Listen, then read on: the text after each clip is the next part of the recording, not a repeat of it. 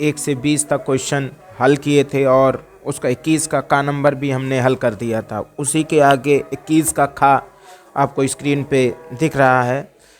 उसी के आगे हम लोग देखते हैं, जैसे लिखा है कि त्रिभुज पी क्यू आर में कोण क्यों 90 डिग्री, यदि tan p बराबर 1/√3 हो तो sin p cos r plus cos p sin r का मान ज्ञात कीजिए। ठीक है, तो ये क्वेश्चन 4 नंबर में आया है। देखो क्वेश्चन की औकात देखो, 4 नंबर का क्वेश्चन देखो। तो इस क्वेश्चन को हम लोग लगाते हैं। ठीक है, तो सर्वप्रथम क्या करना होगा कि हमको एक त्रिभुज बनाना है, समकोण त्रिभुज। कौन सा त्रिभुज? समकोण त्रिभुज बनाना है। तो चलिए समकोण त्रिभुज हम लोग बना लेते हैं। ठीक है,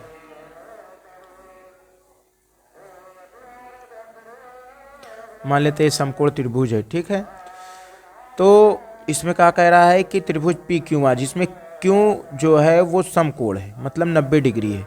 मतलब यहाँ पे ये बोल रहा है क्यों 90 डिग्री, मतलब ये वाला कोण हमसे बोल रहा है 90 डिग्री है। ठीक है, अब पी कहीं भी दे सकते हैं। मान लो पी आखिर में पी क्यू आर ऐसे दे दें, तो पी यहाँ दे दो, पी क्यू आर कहीं भी दे सकते हो, पी आर कहीं भी दे सकते हो। ठीक है, तो हमको दिया है कि त्रिभुज पी क्यू आर में, त्रिभुज पी क्यू आर में देखना का है कि कोण क्यों हमको दे रखा है 90 डिग्री। सीधी बात है, कोण क्यों कितना रखा है 90 डिग्री। और हमको tan p बराबर हमको दे रखा है 1/√3, 1/√3। तो हमसे कह रहे हैं कि आप क्या ज्ञात करो, sin p cos r तथा cos p sin r का मान ज्ञात करो। तो मान लेते हैं कि भाई अगर ये p है तो ये भी p होगा कोण, और अगर ये r है तो ये भी मान लेते हैं हमारा कोण क्या होगा, r होगा, क्योंकि p sin, क्योंकि कोण डिपेंड कर रहा है ना, p और r निकालने को कह रहा है हमसे। तो पहले तो हम लोग ये पता करें कि साइन, पहले तो हम लोग ये पता करें कि साइन जो है, मिट लो भाई, ये पता करें कि हम लोगों को जैसे हमको क्या निकालना है, हमको निकालना है sine P cos R plus cos P sine R. हमको ये ज्ञात करना है, सीधी बात है। अगर हमको ये ज्ञात करना है तो हमको साइन पी चाहिए, कास आर चाहिए, कास पी चाहिए, साइन आर चाहिए। तो उसके लिए हम लोग क्या करते हैं कि निकालना पड़ेगा, तो पहले हमको त्रिभुज पता करना पड़ेगा। क्योंकि हमको tan p बराबर दे रखा है 1/√3। तो लाल बटा कक्का से, ये रफ का काम है, लाल बटे कक्का से देखा जाए तो ये हमारा लंब बटे आधार होता है tan का। तो यहाँ पे देखा जाए लंब बटे आधार हो जाएगा। इसका मतलब लंब की वैल्यू कितनी है 1, और आधार की वैल्यू कितनी है हमारे पास √3 tan p के लिए, इस कोण के लिए। तो आधार कितना है √3 और लंब कितना है 1। अब हमें कर्ण निकालना है। तो पाइथागोरस प्रमेय हम जानते हैं, चूँकि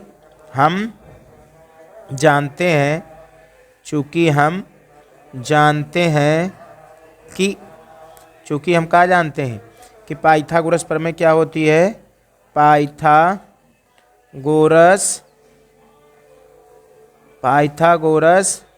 प्रमेय हमारे पास क्या होती है, कर्ण का स्क्वायर बराबर लंब का स्क्वायर प्लस आधार का स्क्वायर। बोलो, तो यहीं पे एक लाइन खींच लेते हैं और थोड़ा सा यहीं पे कोशिश करते हैं कि यहीं पे हो जाए। ठीक है, ठीक है, बस ठीक है, देखना ध्यान से। तो कर्ण की वैल्यू कितनी है, कर्ण की वैल्यू हमारे पास नहीं है, तो कर्ण ही तो निकालना है। ये रफ का काम है, मिटाल देते हैं, रफ का जो है वो मिटाल देते हैं, उससे वो भी मिटल गए।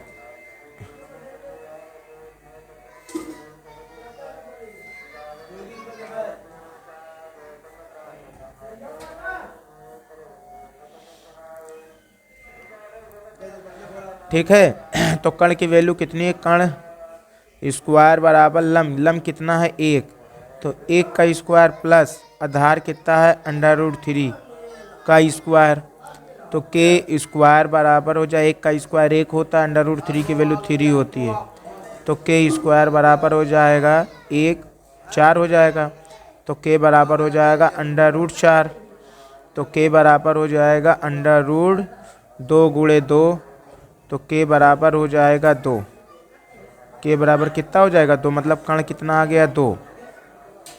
अब हमको साइन पी निकालना है, हमको क्या निकालना है साइन पी, तो साइन पी निकालना है, तो साइन पी के लिए हमारे पास लाल बटा कक्का कितना कोण पी है, तो यहाँ पे लाल बटा कक्का लिख लेते हैं, लाल बटा कक्का, ठीक है।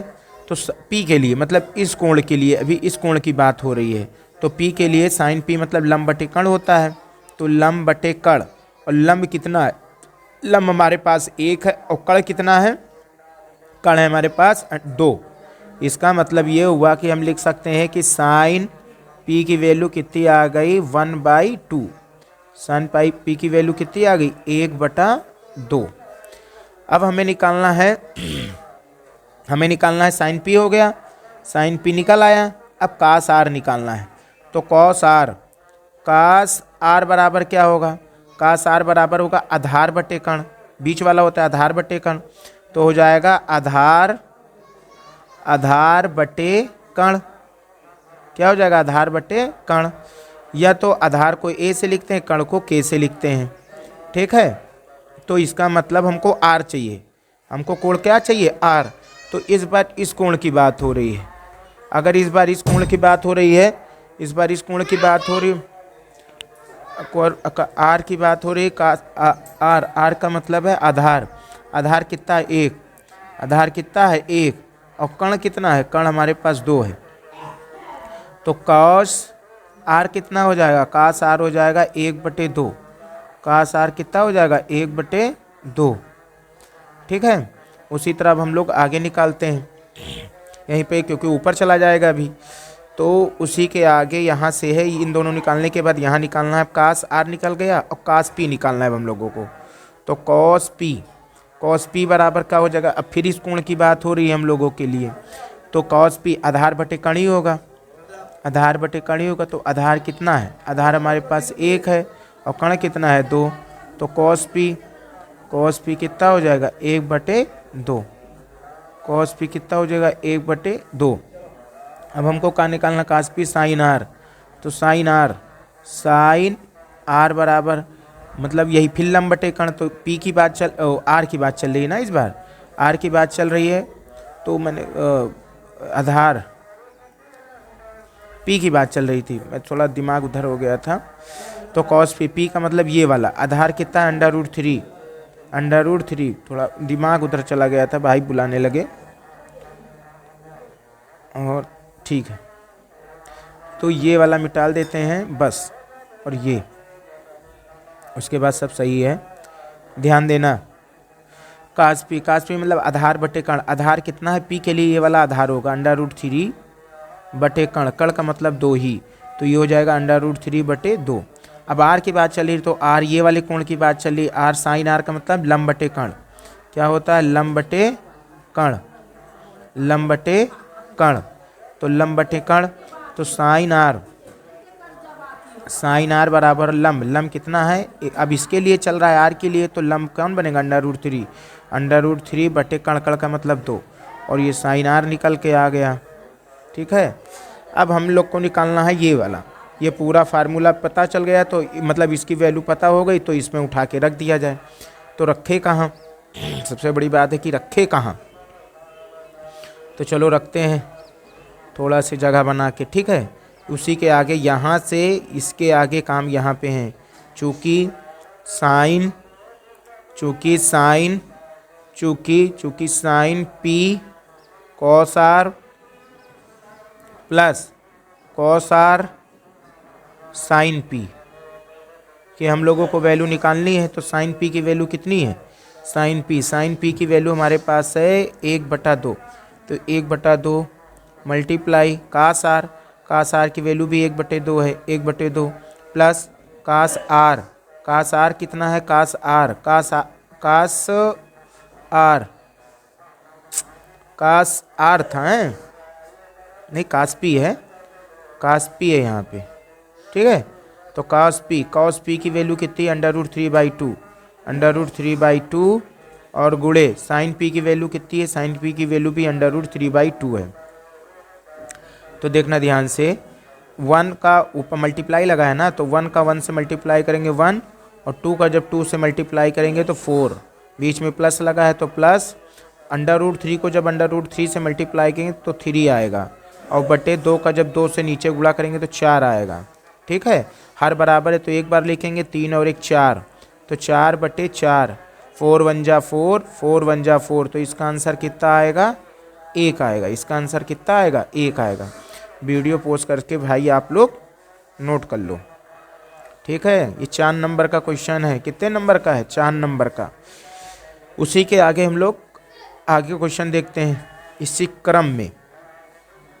आपका हो गया अब ये वाला, क्या कह रहा है कि द्विघात समीकरण 4x² + 3x + 5 के मूल ज्ञात करो। मूल का मतलब कि 4 नंबर का मूल का मतलब ये होता है कि x का मान ज्ञात कर दो। मूल का मतलब क्या है? कि x का मान ज्ञात कर दो। तो मूल का मतलब x का मान ज्ञात करने की दो तरीके, एक तो अल्फा बीटा वाला है और एक होता है द्विघात समीकरण से। तो आप द्विघात समीकरण से लगा दोगे तब भी आपका काम चल जाएगा, ठीक है। तो द्विघात समीकरण क्या होता है, देखो हम पहले लिखते हैं फिर धीरे धीरे बताते हैं। जैसे क्वेश्चन लिखा है हमारे पास, समीकरण दे रखा है, समीकरण क्या दिया है देखना, समीकरण दिया है 4x² प्लस का 3x और प्लस का 5 = 0 के मूल हैं, ठीक है। अब हमको भाई 4x² प्लस 3x प्लस 5 = 0 है, तो अगर इसका गुणनखंड हो जाए तो बहुत अच्छी बात है, लेकिन यहाँ पे गुणनखंड नहीं होगा क्योंकि 5 चौक 20 होता है, तोड़ने पर 20 है, ऐसा संभव नहीं है, इसका गुणनखंड नहीं हो सकता। तो गुणनखंड ना होने के लिए, जब गुणनखंड ना होता है तो अब हम लोग श्रीधराचार्य का इस्तेमाल करते हैं, श्रीधराचार्य का। तो पहले हम लोग श्रीधराचार्य के लिए से ABC की वैल्यू निकालेंगे। तो चूंकि ABC की वैल्यू क्या है, द्विघात समीकरण ax² प्लस का bx और प्लस का c = 0, तो a बराबर कितना हो जाएगा 4, और b बराबर कितना हो जाएगा 3, और c बराबर कितना हो जाएगा, c बराबर हो जाए 5। तो चूंकि श्रीधराचार्य बराबर क्या होता है,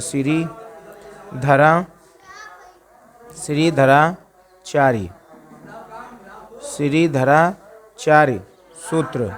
श्रीधराचार्य सूत्र क्या होता है, अगर क्वेश्चन हमारा x के रूप में दिया है तो x बराबर होता है, तो x बराबर होगा माइनस का b plus minus √b² minus का 4ac, और पूरे के नीचे कितना हो जाएगा 2a, पूरे के नीचे 2a। अब यहीं पे हम लोग क्या रखेंगे, वैल्यू रखेंगे। तो माइनस तो है ही है। अच्छा b की वैल्यू कितनी है, b की वैल्यू 3 है, तो 3 प्लस माइनस b की वैल्यू 3 है तो 3 का स्क्वायर प्लस माइनस 4, a की वैल्यू कितनी है, a की वैल्यू 4 है और c की वैल्यू 5 है, और पूरे के नीचे कितना है 2 × a की वैल्यू हमारे पास 4 है। तो x बराबर हो जाएगा माइनस का 3 प्लस माइनस का √3 का स्क्वायर 9 माइनस 4 चौक 16, 16 पंजे 80, 80 हो जाएगा ये, बटे कितना हो जाएगा 8। तो ये हो जाएगा माइनस का 3 प्लस माइनस √9 में से 80 चला जाएगा तो माइनस का 71 बच जाएगा, और बटे 8 बच जाएगा। बोलो, तो ये जब 8 बचा तब क्या करना है, अब यहाँ पे ये तो काल्पनिक हो गया, लेकिन यहाँ पे हम लिखेंगे चूंकि मूल ज्ञात करना है, तो चूंकि हम जानते हैं कि √-1 की वैल्यू कितनी होती है, आयोटा होती है। आप फर्स्ट ईयर में जाओगे तब इसे पढ़ोगे कि √-1 की वैल्यू क्या होती है, आयोटा। आई को हम लोग यहाँ पे क्या बोलते हैं, आयोटा, ठीक है। तो अगर हम लोग आयोटा बोलते हैं तो क्या होगा, देखना ध्यान से, चलो यहीं पे कर देते हैं थोड़ा, ठीक है। तो यहाँ पे क्या हो जाएगा कि अगर देखा जाए तो x बराबर क्या हो जाएगा, -3 प्लस माइनस √71 को क्या लिख सकते हैं, 71 को -71 को कि 71 गुणे -1 बटे 8 लिखा जा सकता है। सही बात है, अगर हम लोग 8 लिख सकते हैं तो यक्स बराबर कितना हो जाएगा, -3 plus minus under root 71 multiply under root -1, अलग अलग भी कर सकते हैं हम लोग, तो 8 हो जाएगा। तो यक्स बराबर कितना हो जाएगा, -3 प्लस माइनस और अंडर रूट -1 की वैल्यू आयोटा होती है, तो इसको लिख सकते हैं अंडर रूट 71 आयोटा। ठीक है, तो यक्स बराबर इसको लिख सकते हैं बटे 8, तो -3 plus minus iota under root 71 बटे 8। अब यहाँ पे x की दो वैल्यू आ गई, प्लस माइनस लगा है ना, तो x बराबर एक बार प्लस ले लो, तो -3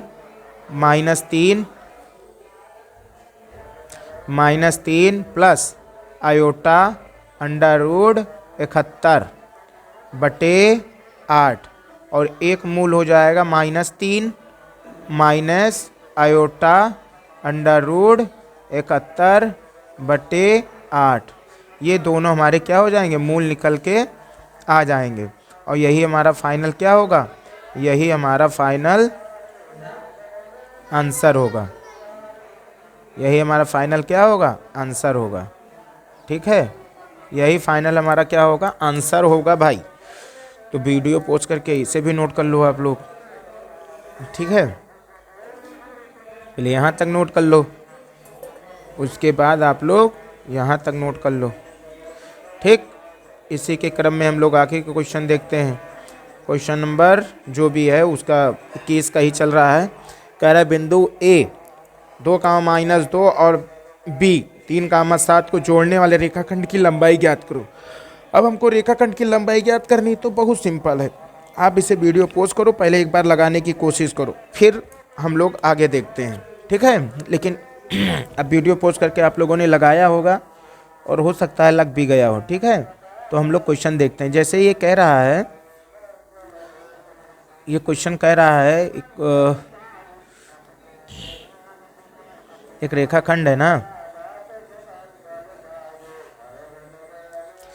ये एक रेखाखंड है, तो हमसे कह रहे हैं ये कि बिंदु ए, मान लेते हैं बिंदु ए है और ये बिंदु बी है। तो कह रहे बिंदु ए के निर्देशांक हमको दे रखा है 2, -2 और इसका दे रखा है 3, 7।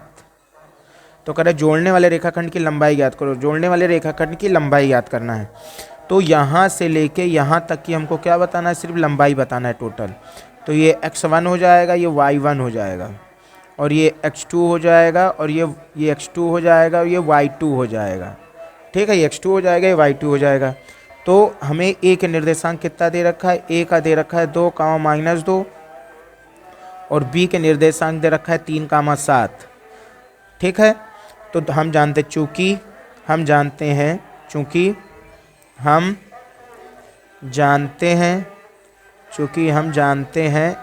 कि हम लोग क्या जानते हैं कि दो बिंदुओं के बीच की दूरी, दो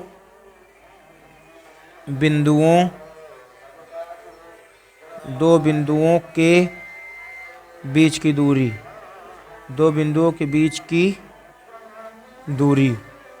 दो बिंदुओं के बीच की दूरी क्या होती है, अगर ए बी देखा जाए तो ए बी बराबर under root x2 minus x1 का whole square plus y2 minus y1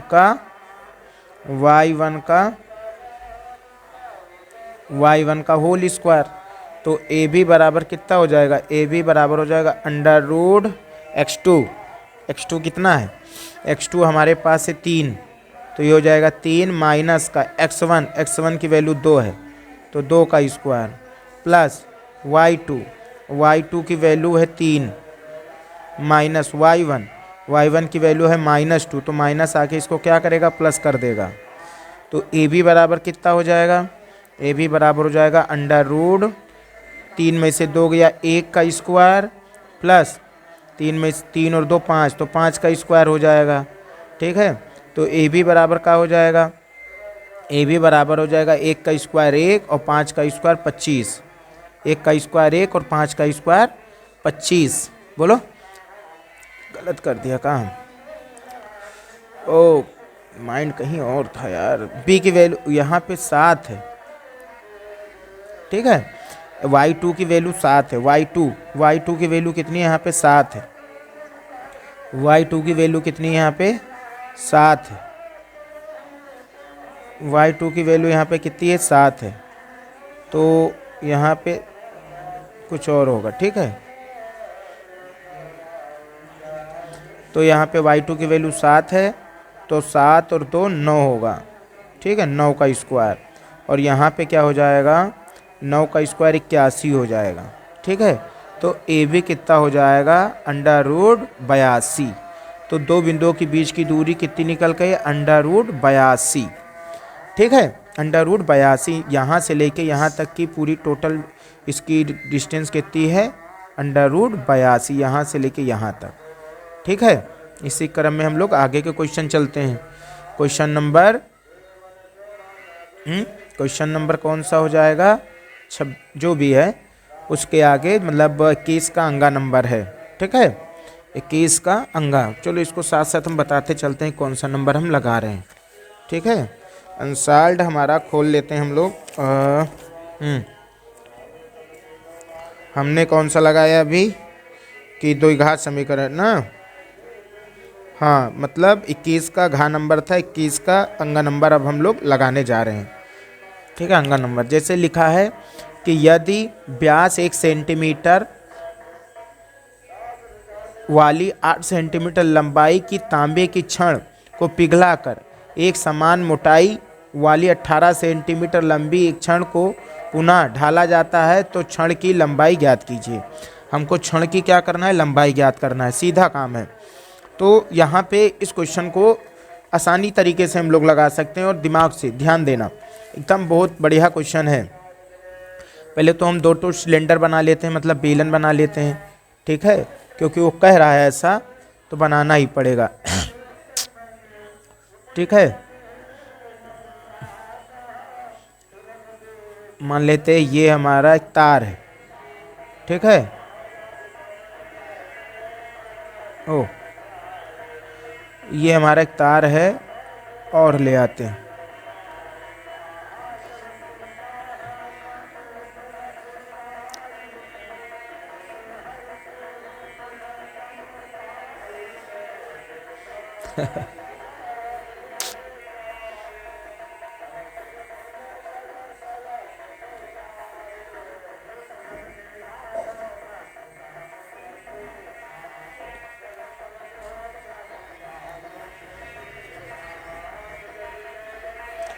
बनाना तो पड़ेगा।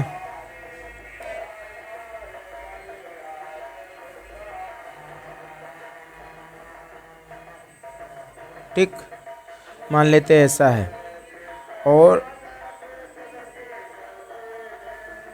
ये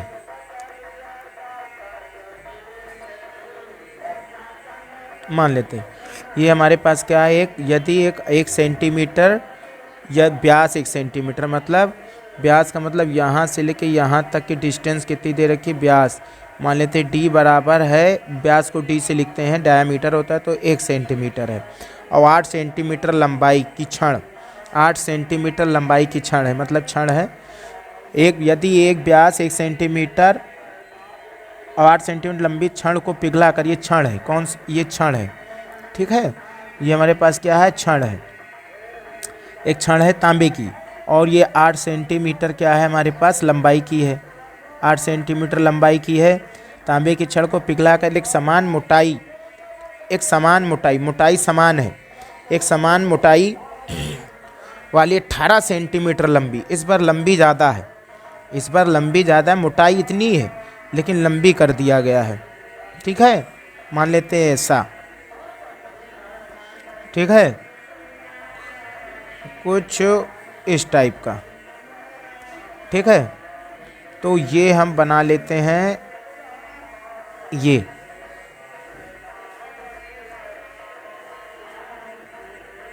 थोड़ा गलत बनता है, लोग कोशिश करते हैं सही बन जाए, पूरी कोशिश रहेगी कि सही बने।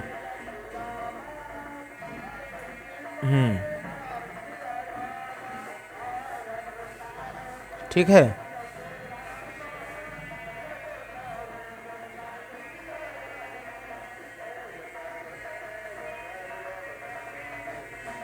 ठीक है। तो ये कह रहा है कि इस बार कैपिटल एच ले लेते हैं, 18 सेंटीमीटर लंबी है और एक समान मोटाई की। तो एक समान मोटाई है तो कह रहा है कि इसकी छड़ की मोटाई ज्ञात करे। तो ये हमको क्या ज्ञात करना है, इस बार डी ज्ञात करना है।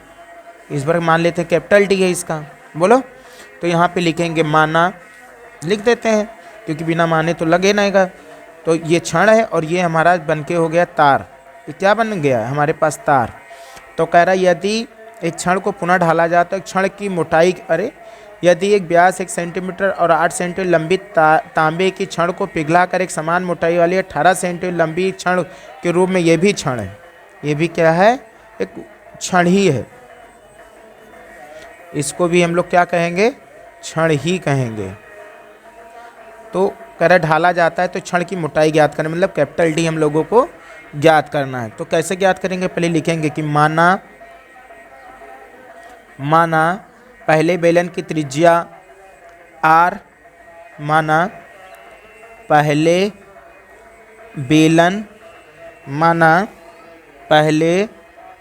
बेलन की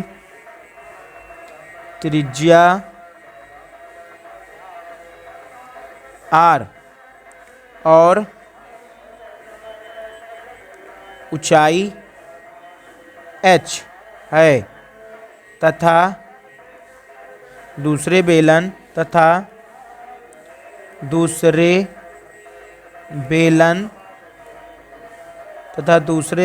की त्रिज्या कैपिटल R मान लेते हैं और ऊंचाई कैपिटल H है। तब अगर इतना देखा जाए तब तो छड़ का आयतन जो होगा वो पहले वाले छड़ का आयतन दूसरे वाले छड़ के आयतन के बराबर होगा। तो हम लिख सकते हैं कि पहले छड़ का आयतन इज इक्वल टू दूसरे छड़ का आयतन। आयतन इसलिए क्योंकि जब मान लो ये 50 किलो का रहा होगा पहली वाली छड़, तो इसको पिघला कर जब बनाया गया तो दोबारा ये भी तो 50 किलो का रहेगा। और तुम्हारे माइंड में आएगा कि थोड़ा से जिसमें पिघलाया जाएगा उसमें चिपक जाएगा, ये सब इग्नोर किया जाएगा यहाँ पे, ठीक है। ऐसा कुछ नहीं है, ठीक है। तो ये अगर 50 किलो का है तो ये भी 50 किलो का ही बनाया गया होगा। तो इन दोनों का आयतन क्या रहा होगा, दोनों का आयतन सेम है। बोलो, दोनों का आयतन क्या है, सेम है। तो हम लिखेंगे पहले छड़ का आयतन बराबर दूसरे छड़ का आयतन। बोलो, तो ऐसे बेलन का आयतन क्या होता है, जो छड़ है वो बेलन के आकार का है। तो हम लोग छड़ का थोड़ी आयतन जानते हैं, हम तो बेलन का आयतन जानते हैं। तो जो छड़ है वो बेलन के आकार का आयतन, बोलो, का आयतन बराबर दूसरे छड़ जो है वही तो बेलन है।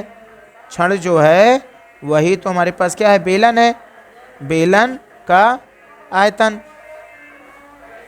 अब देखो भाई, तो छड़ का आयतन क्या होता है पहले वाले बेलन के लिए कि तो हो जाएगा पाई r स्क्वायर h, और दूसरे के क्या ले हो जाएगा पाई, कैपिटल इसके मान रखे r स्क्वायर h। तो पाई से तो पाई गया, तो r square small h equal to capital square r square into h।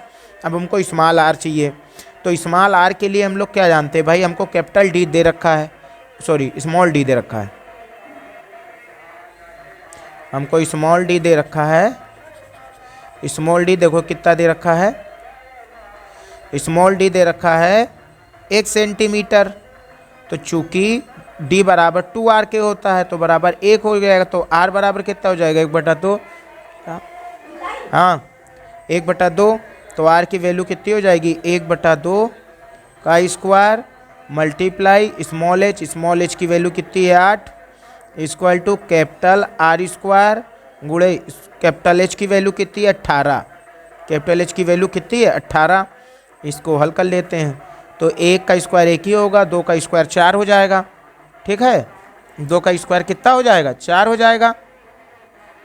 2 का स्क्वायर कितना हो जाएगा 4, और गुणे 8 हो जाएगा, बराबर R स्क्वायर कैप और मल्टीप्लाई 18। 4 का नम 4, 4 दूनी 8। तो R स्क्वायर गुणे 18 इज इक्वल टू कितना हो जाएगा 2। फिर R square is equal to, कोई चीज़ गुणे में होती तो भाग में जाती, 1/18 हो जाएगा। 2 एक नम 2, 2 नवा 18, तो क्या हो जाएगा आर स्क्वायर बराबर 1/9, 1/9। तो आर बराबर कितना हो जाएगा अंडर रूट 1/9। तो आर बराबर कितना लिख सकते हैं 1/3 गुणे 3। तो आर बराबर कितना हो जाएगा 1/3, 1/3, ठीक है। 1/3 आ जाएगी इसकी दूरी जो है, मतलब इसकी त्रिज्या 1/2 हो जाएगी। लेकिन हमको ये नहीं पूछ रहा है हमसे, तो व्यास पूछ रहा है। तो चूंकि हम लोग क्या करेंगे कि डी बराबर आर बराबर कितना हो जाएगा 2r, डी बराबर कितना हो जाएगा 2r, डी बराबर कितना हो जाएगा 2r, डी बराबर कितना हो जाएगा 2r।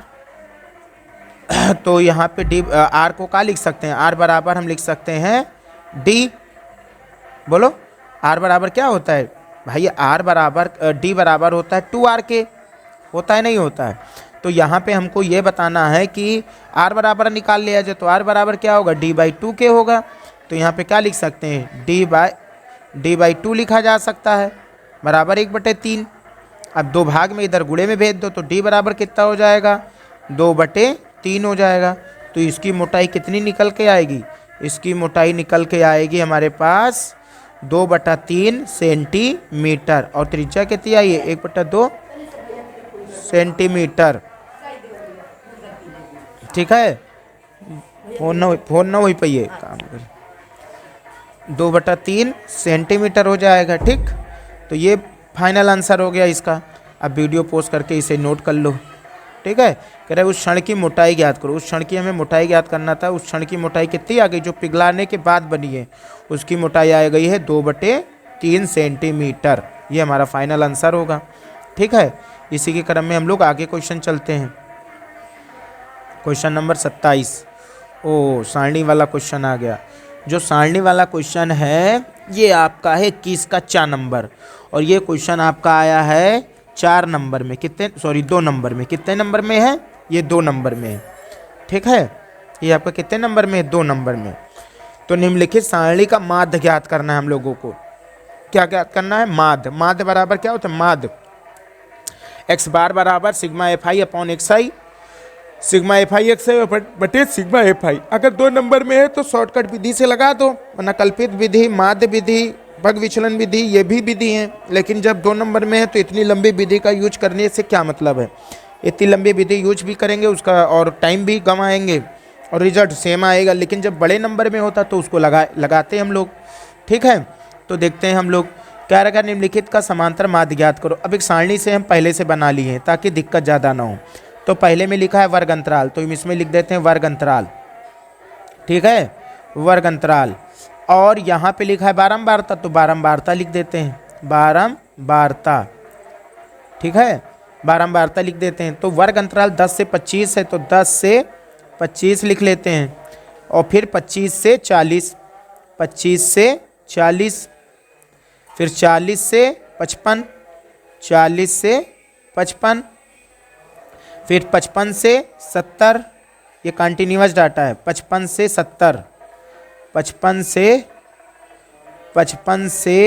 70, फिर 70 से 85, 70 से 85, 70 से 85, फिर 85 से 100, 85 से 100 हो जाएगा।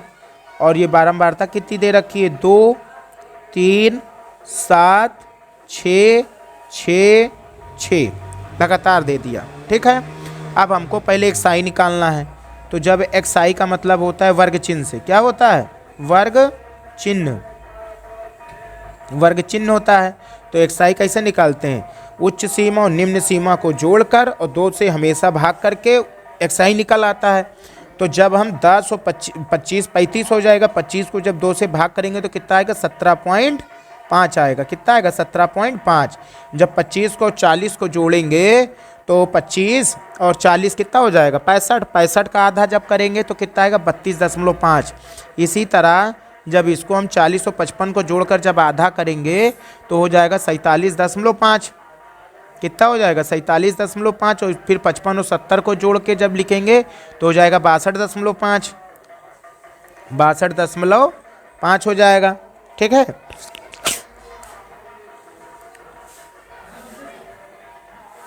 62 दशमलव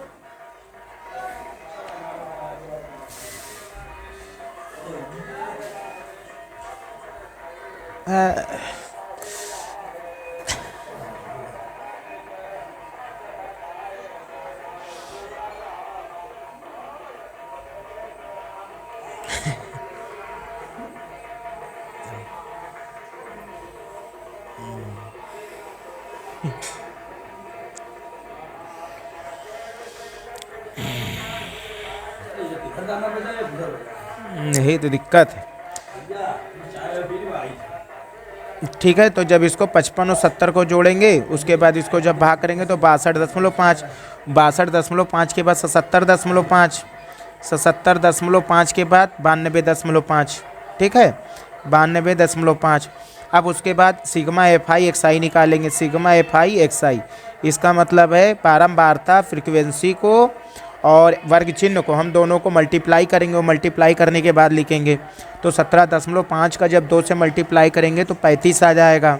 ठीक है, फिर 32.5 का जब 3 से मल्टीप्लाई करेंगे तो 97.5 आएगा, 97.5 आएगा। उसी क्रम में हम लोग अगर 47.5 का जब 7 से मल्टीप्लाई करेंगे तो आ जाएगा 332.5, 332.5 आ जाएगा। और जब 62.5 का जब गुणा हम लोग 62.5 का 6 से करेंगे तो हो जाएगा 375। कितना हो जाएगा 375 हो जाएगा। फिर 77.5 का 77.5 का जब 6 से मल्टीप्लाई करेंगे तो 465 आ जाएगा, 465 आ जाएगा। फिर 92.5 का गुणा जब 6 से करेंगे तो 555 आ जाएगा, 555 आ जाएगा। ठीक है, अब क्या करते हैं, इसको हम जोड़ लेते हैं। तो सिग्मा एफ आई कितना है, सिग्मा एफ आई आपका टोटल 30 लिखा है, सिग्मा एफ आई कितना लिखा है 30। और जब सिग्मा एफ आई एक्स आई को जोड़ेंगे, सिग्मा एफ आई एक्स आई को जब हम जोड़ेंगे तो क्या हो जाएगा एफ आई एक्स आई, तो सिग्मा एफ आई एक्स आई को जो जोड़ेंगे, यहाँ पे मल्टीप्लाई कर रहे हैं तो इसका हो जाएगा एफ आई एक्स आई 1860। कितना हो जाएगा 1860, 1860 हो जाएगा। तो चूँकि एक्स बार बराबर हो जाएगा sigma F I x I upon sigma F I, तो एक्स बार कितना हो जाएगा, सिग्मा एफ आई कितना 1860, 1860 बटे सिग्मा एफ आई कितना हो जाएगा 30, 0 से 0 चला जाएगा।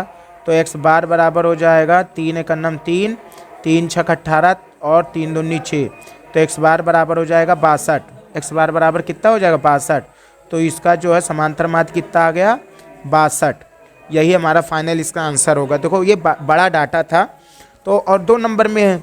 अगर इसे हम पग विचलन विधि से लगाते तो उसमें टाइम ज़्यादा लगता, अगर कल्पित विधि से लगाते तब भी इसमें टाइम ज़्यादा लगता। तो इसको जब 2 नंबर में हो तो अब माध्य की सिंपल विधि यूज कर दो तुरंत, एफ आई एक्स आई। इसमें खाने कम बनेंगे और क्योंकि लिखित क्वेश्चन है तो हमको पूरा करना ही पड़ता है, इसलिए हम लोगों ने क्या किया है कि सिंपल तरीके से लगा लिया है। इसी क्रम में हम लोग आगे क्वेश्चन करते हैं। ठीक है, क्वेश्चन नंबर ये 22 का है, 22। ठीक है, 22 लिखा भी कि निम्नलिखित में से किन्हीं 5 प्रश्नों को करने, कितने प्रश्न, 5 प्रश्न को खंडों को हल कीजिए। क्या समीकरण x + 2y - 4 = 0 तथा 2x + 4y - 12 = 0 दो रेल पटरियों को निरूपित करते हैं। ये हमको क्वेश्चन बताना है कि 2 रेल पटरियों को निरूपित करते हैं कि नहीं करते। रेल पटरियों का मतलब होता है समांतर, रेल पटरियों का मतलब क्या है समांतर। ठीक है, और ये क्वेश्चन आपका 4 नंबर का है। अब ये क्वेश्चन बढ़िया क्वेश्चन है, ये क्वेश्चन आपका कितने नंबर का, 4 नंबर का। अब इसके लगाने में थोड़ा टाइम आप लगाओगे तो कोई दिक्कत नहीं, अगर टाइम कम कर दोगे तो दिक्कत है। तो कैसे लगाएंगे ध्यान देना, यहाँ पे हम लोग हल करते हैं।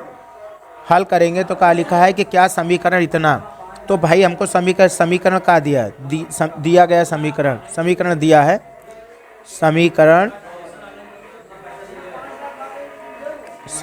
दिया है। समीकरण कितना दिया है कि दिया हमारे पास दिया है कि x + 2y - 4 = 0 और x plus 2x plus 4y minus 12 equal to 0। इसको समीकरण 1 दे देते हैं, इसको समीकरण 2 दे देते हैं। फिर कह रहा है पटरियों को निरूपित करते हैं तो इसे ज्यामितीय रूप में ज्यामितीय विधि से हल कीजिए। ठीक है, तो समीकरण 1 से लिख देते हैं, क्योंकि काम तो करना पड़ेगा भाई। इतना लंबा है क्वेश्चन, 4 नंबर का है, 4 नंबर का है तो क्वेश्चन तो करना पड़ेगा। तो लिखेंगे समीकरण 1 से, समीकरण 1 से, समीकरण 1 से। समीकरण 1 क्या है हमारे पास? हमारे पास समीकरण x plus 2y minus 4 equal to 0। ठीक है, तो हो जाएगा x प्लस का 2y माइनस का 4 इक्वल टू 0। तो यहाँ से हम लोग किसी को उधर भेज दो तो x बराबर क्या लिख सकते हैं हम लोग? 2y माइनस का 2y प्लस का 4 इक्वल टू का है भाई। अब इक्वल टू तो एक बार लग गया ना।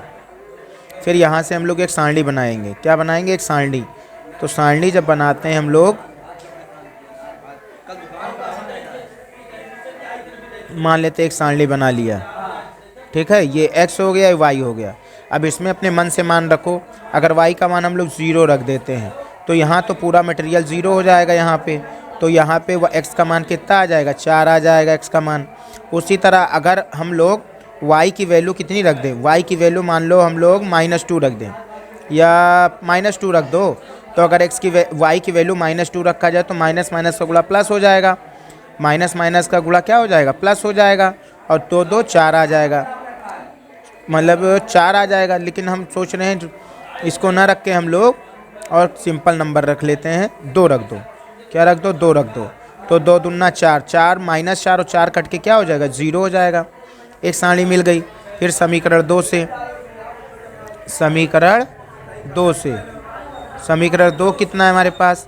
समीकरण 2 कितना है हमारे पास? 2x प्लस का 4y माइनस का 12 इक्वल टू 0। अब 2 कॉमन ले लो, इसमें कॉमन का दिख रहा है तो x प्लस का 2y माइनस का 6 इक्वल टू 0। तो ये 2 तो नीचे चला जाएगा, तो हो जाएगा x प्लस का 2y माइनस का 6 इक्वल टू 0। तो x बराबर कितना हो जाएगा? माइनस का 2y प्लस का 6। तो ये हो जाएगा हमारे पास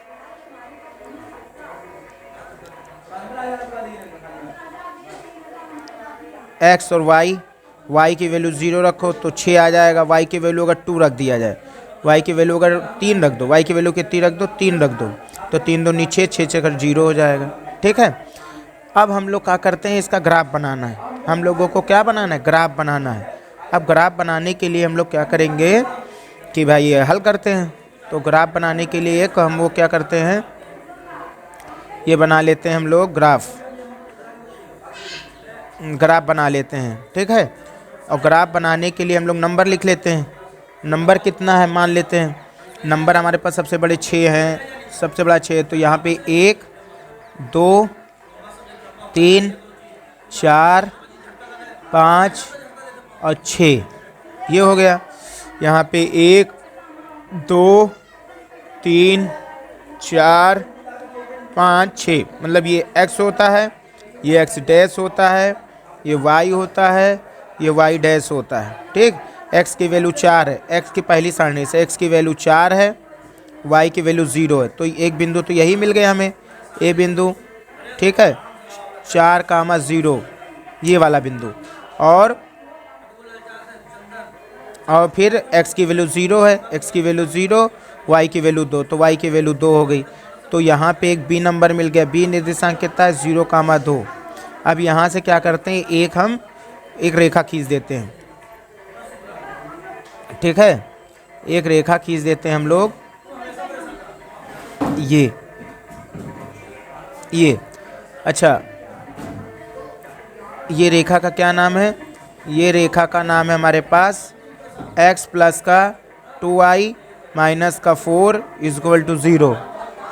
तो उसके बाद हम लोग x की वैल्यू 6 है, x की वैल्यू 6 हो गई, y की वैल्यू 0 है, तो इसके बिंदु C हो गया। C के निर्देशांक 6,0 हो गया। और फिर x की वैल्यू 0 है और y की वैल्यू 3 है, तो ये हो गया। तो यहाँ से एक रेखा खींचना है हम लोगों को। तो यहाँ से हम लोग एक रेखा खींच देते हैं,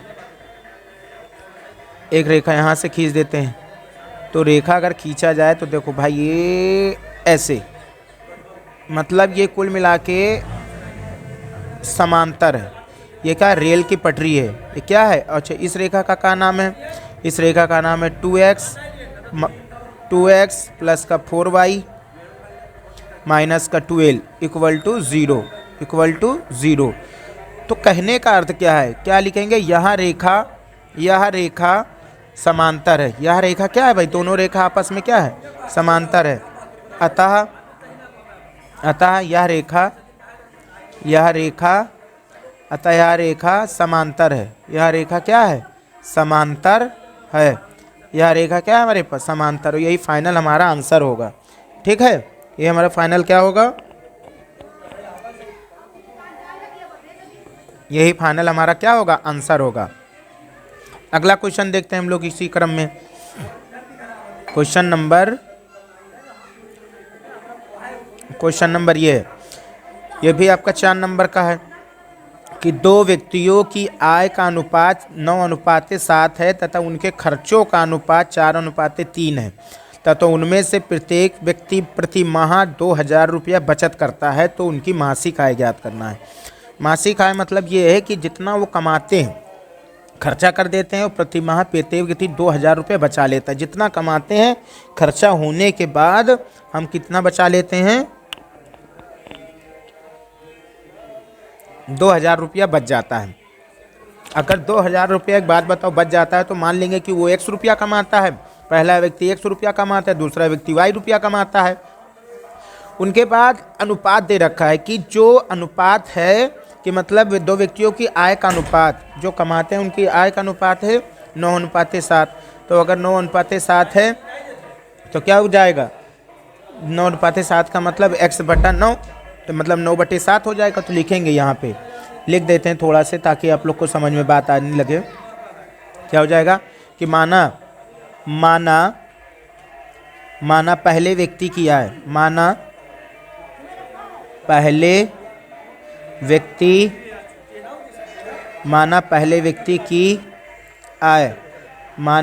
व्यक्ति की आय बराबर है x रुपया, मान लेते x रुपया है, और दूसरे व्यक्ति की आय y रुपया है। दूसरे व्यक्ति की आय कितनी आय है, आय रुपया है, और उनकी आय का अनुपात दे रखा है। आय का अनुपात कितना है, मतलब अगर x अनुपात y लिखा जाए तो 9:7 दे रखा है। इसका मतलब ये हुआ कि x/y बराबर है 9/7। ये अनुपात है, ये ओरिजिनल वैल्यू नहीं है। ठीक है, तो यहाँ से अगर हम लोग x देखा जाए तो क्या हो जाएगा, 9/7 y हो जाएगा, और समीकरण कितना हो जाएगा, 1। हम लोग समीकरण 1 लिख देते हैं। उसके बाद ये कह रहे हैं, इसी के आगे का काम है, तो कह रहा है इनकी बचत, मतलब अगर x कमाते हैं तो उमामई से जितना भी खर्चा हो जाता है उसमें से ये लोग क्या करते हैं, 2000 रुपया बचा लेते हैं। अगर ये भी 2000 रुपया बचा लेते हैं और y भी ऐसे ही 2000 रुपया बचा लेता है, y भी हमारा क्या करता है, 2000 रुपया बचा लेता है, तो इनकी बचत का अनुपात दे रखा है कि उनकी बचत खर्च का अनुपात है। मतलब अगर जितना कमाते हैं उसमें से ये लोग जितना भी खर्च कर लेते हैं, 2000 रुपया खाली शेष बचा पाते हैं, तो उनके खर्चों का अनुपात कितना का है कि 4/3। चाहे अनुपात में लिखो चाहे ऐसे लिखो, 4/3। ठीक है, अब इसका मल्टीप्लाई कर देते, कैचे गुणा कर देते हैं। अगर कैचे गुणा कर दिया जाए तो 3 को 1 से करेंगे तो 3x, माइनस का 3 का 2 से करेंगे तो 3 दूनी 6000 हो जाएगा, और जब 4 को y से करेंगे तो 4y हो जाएगा। ठीक, और 4 को जब 2000 से करेंगे तो 8000 हो जाएगा। कितना हो जाएगा, 8000 रुपया हो जाएगा। बोलो, अब x वाले एक तरफ का मतलब x वाला 3x और ये प्लस का 4y तो इधर आएगा माइनस का 4y हो जाएगा, इक्वल टू माइनस का 8000 पहले से है, और ये माइनस का 6000 उधर जाएगा तो प्लस का 6000 हो जाएगा। ठीक है, तो 3x माइनस का 4y इक्वल टू, अब 6000 में से 8000 जाएगा तो माइनस का 2000 बचेगा। कितना बचेगा, माइनस का 2000। इधर ले आते हैं तो 3x माइनस का 4y और प्लस का 2000 इक्वल टू 0। और समीकरण इसे कितना दे देते हैं 2। समीकरण कितना दे देते हैं 2।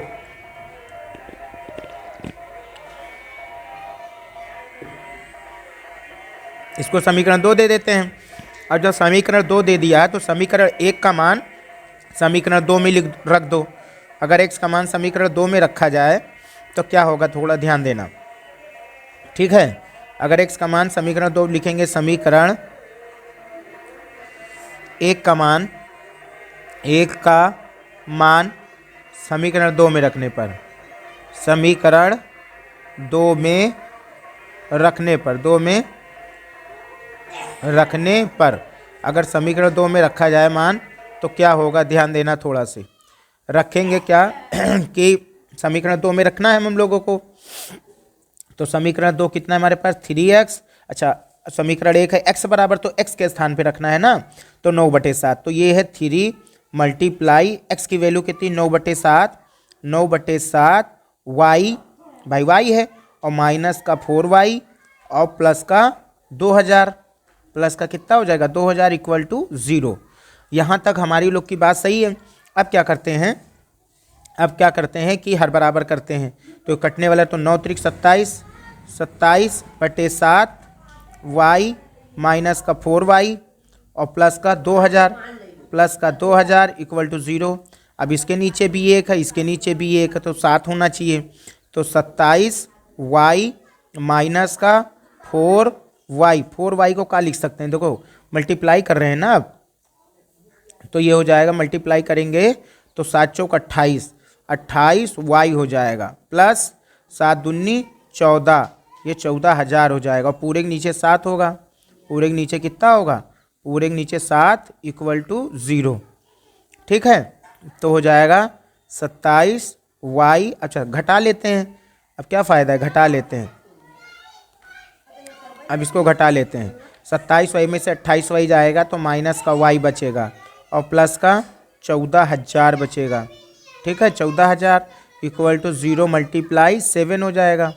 तो माइनस का y इधर 0 हो जाएगा, तो इधर जाएगा माइनस का 14,000 हो जाएगा, ठीक है। और माइनस से माइनस क्या होगा, ख़त्म हो जाएगा, तो y बराबर कितना होगा 14,000।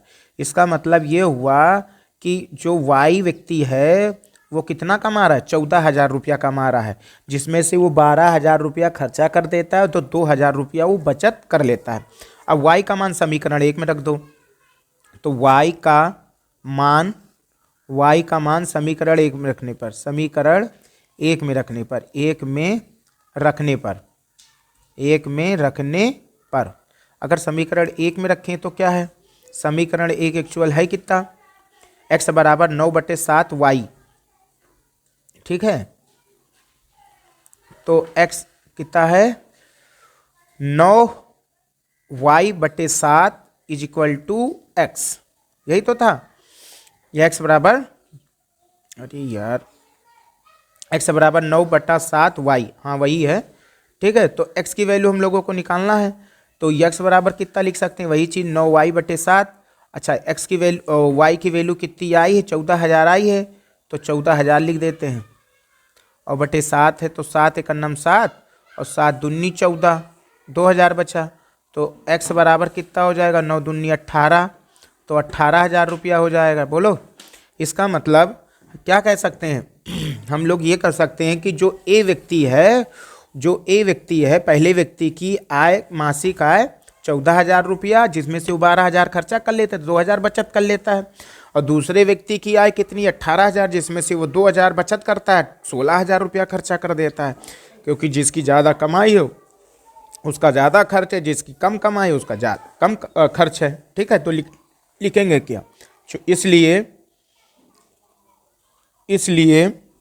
पहले व्यक्ति की आय 14,000 रुपया, पहले व्यक्ति की आय कितनी है, पहले व्यक्ति की आय 14,000 रुपया है, ठीक। पहला व्यक्ति हमारा कौन है, x है ना, तो पहले व्यक्ति की कमाई तो हमारे पास 18,000 है, 18,000 रुपया है। और दूसरे व्यक्ति की मासिक आय, मासिक भी लिख लेना, मासिक आय यहाँ पे लिख देते हैं, मासिक आय कितनी हो जाएगी? 14,000 रुपया। ठीक है, ये हमारा फाइनल आंसर हुआ। हमसे ये कह रहे थे कि अब देखो, जो पहला व्यक्ति 18,000 रुपया कमाता है तो वो 16,000 रुपया खर्चा करता है। ठीक है, और जो दूसरा व्यक्ति है वो 14,000 रुपया कमाता है और 12,000 रुपया खर्चा करता है, क्योंकि दोनों बंदे क्या करते हैं, 2-2 हज़ार रुपया बचा लेते हैं। ठीक है, तो ये हमारा फाइनल क्या हो जाएगा आंसर। और इसको वीडियो पोस्ट करके आप लोग नोट कर लो, पहले इतना नोट कर लो, उसके बाद आप लोग इतना नोट कर लो, उसके बाद आप लोग ये पूरा फाइनल नोट कर लो। ठीक है, तो इसके क्रम में हम लोग आगे के क्वेश्चन देखते हैं। क्वेश्चन नंबर ये भूमि मतलब 22 का ये है आपका अंगा नंबर। 22 का कौन सा है? अंगा नंबर। ये भी 4 नंबर में आया है। कितने नंबर में है? 4 नंबर में। तो कह रहा है भूमि के एक बिंदु P से 10 मीटर ऊंचे भवन के शिखर का उन्नयन कोण 30 डिग्री तथा भवन के शिखर पर एक ध्वज है। ध्वज के शिखर का P से उन्नयन कोण 45 डिग्री है। तो ध्वज खंड की लंबाई तथा बिंदु P की भवन से दूरी ज्ञात कीजिए। हमें दूरी ज्ञात करना है। ठीक है, दूरी भवन की भी, मतलब जो ध्वज है उसकी भी, और उनके जो बिंदु दे रखा है P से भवन की दूरी भी हम लोगों को ज्ञात करनी है। तो थोड़ा लंबा क्वेश्चन है, तो थोड़ा ध्यान से हम लोग करेंगे ताकि आराम से हो जाए। ठीक है, तो पहले से ठीक है। देखो अब हम लोग देखते हैं उसी के आगे काम। ये क्या कह रहा है कि भूमि के एक बिंदु P से, एक मान लेते भूमि के एक बिंदु P से, मान लेते यहाँ से। ठीक है, एक बिंदु P से 10 मीटर ऊंचा भवन है। ये 10 मीटर आपका ऊंचा भवन है। ये वाला मीटर जो है आपकी ऊंचाई 10 मीटर, ये भवन है। ठीक है, क्या है ये? ये भवन है। तो क्या करते हैं, 10 मीटर ऊंचा भवन, तो मान लेते H बराबर ये 10 मीटर। ठीक है, मान लेते हैं 10 मीटर हमारा क्या है? ऊंचा भवन है। ठीक है, अगर ये 10 मीटर ऊंचा भवन के शिखर से उन्नयन कोण, मतलब शिखर का मतलब कोई व्यक्ति यहाँ खड़ा है, देखता है नीचे, तो उसके उन्नयन कोण कितना बनता है? 30 डिग्री। हमेशा उन्नयन कोण नीचे बनता है और उन्नयन कोण ऊपर बनता है, 30 डिग्री है। तथा भवन के शिखर पर एक ध्वज है। ध्वज का मतलब कोई झंडा वंडा है। ध्वज के शिखर का बिंदु P से उन्नयन कोण 45 डिग्री है। P से जब एक व्यक्ति फिर यहाँ खड़ा होता है, उसके बाद झंडे को देखता है, तो उसकी आँख पर कितने डिग्री का कोण बनता है? 45 डिग्री का कोण बनता है। ठीक है, तो कह रहा है ध्वज की लंबाई, तो ध्वज की लंबाई को मान लेते हैं, ध्वज की लंबाई हमारे पास x है, x मीटर मान लेते हैं। तो अगर x मीटर है, क्यों मीटर ही क्यों माना? अब जवाब दो, मीटर क्यों माना? क्योंकि दूरी हमको मीटर में दे रखी है। तो x मीटर है ध्वज की लंबाई तथा बिंदु P की भवन से दूरी, बिंदु P की या मान लेते हैं ये भवन है, तो भवन की दूरी को मान लेते हैं y मीटर है। यहाँ से टोटल कितनी मान लेते हैं? y मीटर है। अब ये फाइनल हमारा चित्र बन के तैयार हो गया। तो अब क्या करते हैं, इसी को आगे हम लोग लगाते हैं। ठीक है, देखते हैं।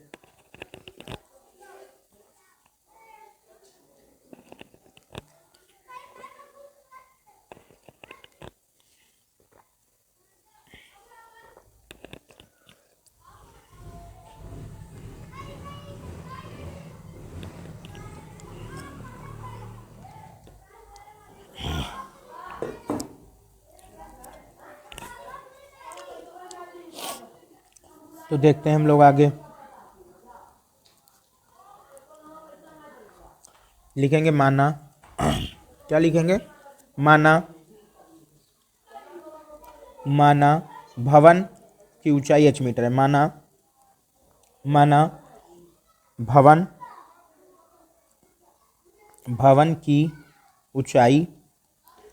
भवन की ऊंचाई h मीटर है। अगर मान लेते भवन की ऊंचाई h मीटर है भाई, तो इसका ना, तो ये ध्वज की लंबाई, ध्वज हमें लिखना है ध्वज, तो ध्वज खंड की लंबाई को कितना मान लिया है? x मीटर मान लिया है। और जो बिंदु P की भवन से दूरी, बिंदु P से भवन की दूरी, भवन की दूरी कितनी मान लिया है, वाई मीटर मान लिया है। तो अगर हम लोग टोटल दूरी देखें, अगर यहाँ से लेके और यहाँ तक भवन के जड़ तक देखें तो इतनी टोटल दूरी कितनी होगी भाई, यहाँ से x है, यहाँ से 10 है, तो ये कितनी हो जाएगी, x प्लस 10 मीटर हो जाएगी टोटल, x प्लस 10 मीटर हो जाएगी ये टोटल दूरी। ठीक है, अब क्या करते हैं हम लोग, अगर x प्लस 10 मीटर हो गई तो अब त्रिभुज ले लेते हैं। अब इसका नाम दे देते हैं, मान लो P है तो यहाँ Q दे देते हैं, यहाँ R दे देते हैं और यहाँ S दे देते हैं, यहाँ S दे देते हैं। अब त्रिभुज लिख लो, त्रिभुज पहले कौन सा, कोई भी त्रिभुज ले लो, छोटा बड़ा कोई सा भी ले लो। तो त्रिभुज हम लोग ले लेते हैं, मोबाइल लैपटॉप स्विच ऑफ हो, हर चार्जर लगा दे, चार्जर लगा देंगे तो दिक्कत कम हो जाएगी, वरना बहुत ज़्यादा दिक्कतें आने लगेंगी भैया।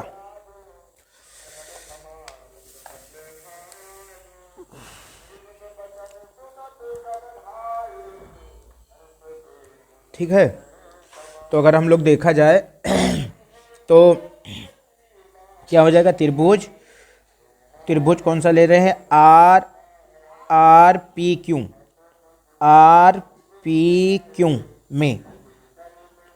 क्यू में कितना है, थीटा कितना दे रखा है, थीटा दे रखा है 30 डिग्री, थीटा कितना दे रखा है 30 डिग्री। और भवन के h बराबर कितना दे रखा है, भवन की ऊंचाई 10 मीटर, और पी क्यू कितना दे रखा है, y मीटर। तो ऐसा कौन सा थीटा है जिसमें लंब आता हो और आधार आता हो, तो वो है टेन थीटा। क्या हो जाएगा, टेन थीटा। तो टेन थीटा बराबर क्या होता है हमारे पास, भाई लाल बटा कक्का पढ़ा चुके हैं ना, लाल बटा कक्का, तो लंब बटे आधार हो जाएगा, कितना हो जाएगा, लंब बटे आधार। तो 10, अच्छा थीटा की वैल्यू कितनी है, थीटा की वैल्यू 30 डिग्री है। अच्छा लंब कितना है, लंब हमारे पास 10 है। अच्छा आधार कितना हमारे पास, y है। तो 10 30 की वैल्यू कितनी है, तो 10 30 की वैल्यू होती है 1/√3 इक्वल टू 10 बटा वाई। अब y कैसे गुणा करेंगे, तो y को जब मल्टीप्लाई 1 से करेंगे तो y आएगा, और जब √3 को 10 से करेंगे तो कितना आ जाएगा, 10√3 मीटर। यह है, तो y की तो वैल्यू हम लोगों को निकल आई, y की वैल्यू कितनी निकल आई, y की वैल्यू हमारे पास निकल आई, यहाँ से यहाँ तक की दूरी कितनी है, 10√3 मीटर है। लेकिन अब ध्वज की लंबाई ज्ञात करनी है, बोलो। तो ध्वज की लंबाई के लिए क्या करेंगे, अब लिखना पड़ेगा पुनः त्रिभुज इस बार बड़ा वाला त्रिभुज लेंगे। तो त्रिभुज क्या है, एस पी क्यू में, त्रिभुज एस पी क्यू में। अच्छा इसमें क्या क्या दे रखा है हमको, इसमें हमको थीटा दे रखा है 45 डिग्री, थीटा कितना दे रखा है 45 डिग्री। और इस बार टोटल मतलब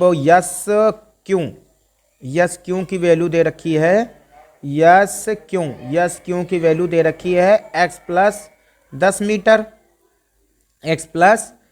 मीटर, और क्यू पी कितना दे रखा है, y मीटर का मतलब आ गया है 10√3 मीटर। ठीक है, तो अब रख देते हैं हम लोग। तो फिर वही 10 थीटा बराबर लंब बटे आधार। इस बार थीटा कितना है, थीटा इस बार 45 डिग्री है, बराबर लंब कितना है, इस बार x प्लस 10 है, और अपॉन y कितना है, मतलब आधार है, इस बार y ही लिख देते हैं एक बार। तो 10 45 की वैल्यू कितनी हो जाएगी, 1 बराबर x प्लस 10 बटा y की वैल्यू कितनी है, 10√3 मीटर। तो इसे कैसे मल्टीप्लाई करेंगे भाई, इसके नीचे 1 है तो कैसे मल्टीप्लाई करेंगे, तो इधर चला जाएगा, तो हो जाएगा 10√3 इक्वल टू x प्लस 10, या x बराबर लिख सकते हैं 10√3 माइनस का 10। तो x बराबर 10 कॉमन ले लेते हैं तो कितना आ जाएगा, √3 माइनस का 1 मीटर। ठीक है, तो ये फाइनल हमारा क्या होगा आंसर, मतलब भवन की दूरी लिख देते हैं। इसलिए भवन से बिंदु P की दूरी कितनी हो जाएगी, दूरी हो जाएगी भवन से हो जाएगी 10√3 मीटर, 10√3 मीटर। और ध्वज की लंबाई, ध्वज की लंबाई, ध्वज की लंबाई कितनी हो जाएगी? 10√3 - 1 मीटर। यही हमारा फाइनल आंसर हो जाएगा। ठीक है, तो आप लोग वीडियो पोस्ट करके नोट कर लो, सुंदर सुंदर। ठीक है, अब इसके बाद हम लोग क्वेश्चन नंबर अंगा के बाद चलेंगे 4 नंबर, 22 का 4 नंबर। भाई 5 ही क्वेश्चन लगाने थे, जबकि हम 6 लगा दिए, जो ऑप्शन था वो भी हम लगा देते हैं। ठीक है, तो दिक्कत वाली बात नहीं है। तो हम लोग वहाँ चलते हैं अब क्वेश्चन नंबर अगले पे। ठीक है, वीडियो पोस्ट करके नोट कर लो। क्वेश्चन नंबर अगला देखते हैं हम लोग। क्वेश्चन नंबर हमारे पास ये है 4 नंबर, 22 का 4 नंबर, 22 का ये 4 नंबर है। ठीक है, ये कह रहा है निम्नलिखित, यदि निम्नलिखित आंकड़ों का माध्यक हमको दे रखा है 525, माध्यक कितना दे रखा है? माध्यक हमको दे रखा है 525, और हमसे कह रहे बारंबारताओं का योगफल, बारंबारताओं का योगफल मतलब फ्रीक्वेंसी Fi बराबर हमको दे रखा है 100 है। तो x और y का मान ज्ञात करो, x और y का मान ज्ञात करो। भाई कितने नंबर का है? 4 नंबर का क्वेश्चन है। तो इस सारणी से लगाते हैं। तो सारणी में क्या करना था कि हम लोगों को, ठीक है, सारणी में लगाना है। तो कह रहा है पहले वर्ग अंतराल दिया था, हमने वर्ग अंतराल पूरा लिख लिया है। फिर बारंबारता जो दी थी, बारंबारता लिख लिया है। अब संचयी बारंबारता हम लोगों को क्या करना है? निकालना है। संचयी बारंबारता हम लोग निकालेंगे। तो संचयी बारंबारता निकालने के लिए आप लोग जानते हो आराम से, कोनो दिक्कत तो है ही नहीं निकालने में। थोड़ा लंबा क्वेश्चन है क्योंकि 4 नंबर का है, इसलिए भाई लंबा तो रहेगा ही। बोलो, तो संचयी बारंबारता को CF से लिखते हैं। तो संचयी बारंबारता को किससे लिखते हैं? CF से लिखते हैं। तो इसमें क्या हो जाएगा देखते हैं हम लोग। संचयी बारंबारता निकालने के लिए जो यहाँ लिखा है वही यहाँ लिख जाता है 2, फिर 5 और 2 7 हो जाएगा। फिर 7 में जब x जोड़ेंगे तो x + 7 हो जाएगा। ठीक है, x + 7 हो जाएगा। जो 12 में 7 जोड़ेंगे तो 12 × 7 = 19 हो जाएगा। तो 19 + x हो जाएगा। तो 19 में सब 17 जोड़ेंगे, जब 19 में 17 जोड़ेंगे तो 36 हो जाएगा। तो 36 + x हो जाएगा। अब 20 में जब 36 जोड़ेंगे तो 56 हो जाएगा। तो 56 + x हो जाएगा। फिर 56 में जब 56 + x में जब y जोड़ेंगे तो कितना हो जाएगा? 56 + x + y हो जाएगा। ठीक है, फिर जब 56 में 9 जोड़ेंगे तो 65 हो जाएगा। कितना हो जाएगा? 65 + का x + का y हो जाएगा। फिर 65 में जब हम 6 जोड़ेंगे तो 72 हो जाएगा। 72 + का x + का y हो जाएगा। और जब 72 में 4 जोड़ेंगे तो 76 हो जाएगा। 76 x + y हो जाएगा। अब यहाँ पे टोटल ये 100 दे रखा है। यहाँ पे टोटल कितना दे रखा है? यहाँ पे टोटल हमको दे रखा है 100। सिग्मा Fi जो है वो 100 दे रखा है। लेकिन शर्त है कि ये दोनों आपस में बराबर आते हैं। जब ये निकल के आएगा तो देखना ये 100 ही आएगा। ठीक है, तो ये दोनों आपस में बराबर होते हैं। अगर ये दोनों बराबर है तो कहीं ना कहीं हम ये कह सकते हैं कि चूंकि, अच्छा वो वाइट वाला कह सकते हैं, चूंकि हम लोग ये कह सकते हैं कि 100 बराबर है 76 + का x + का y के। ये तो बात सही है हमारी लोग की, ये तो कहीं ना कहीं तो बात सही है ना, क्योंकि यहाँ पे जब हम लोग निकालते हैं तो ये वाली चीज़ें आपस में क्या आती हैं? बराबर आती है। तो इसका मतलब अगर हम लोग देखा जाए तो यहाँ से x + y बराबर कितना लिख सकते हैं? 100 - का 76। तो x + y बराबर कितना हो जाएगा? 76 में से 100 चला जाएगा, 100 में से 76 चला जाएगा तो कितना बच जाएगा? 185 है, 76 है। ठीक है,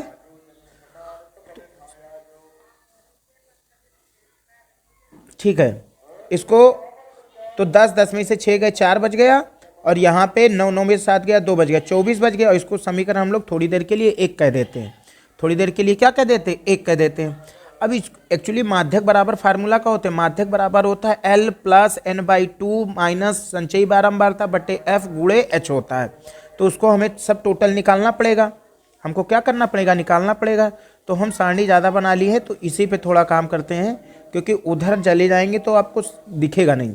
हमको भी नहीं दिखेगा। तो सारणी ये हमारी फालतू की है, तो इसी पे काम कर लेते हैं। आपकी इतनी बड़ी सारणी बने, ये वाली ना बने, जो एक्स्ट्रा हम काम करने जा रहे हैं ये इसको ना बने, ठीक है।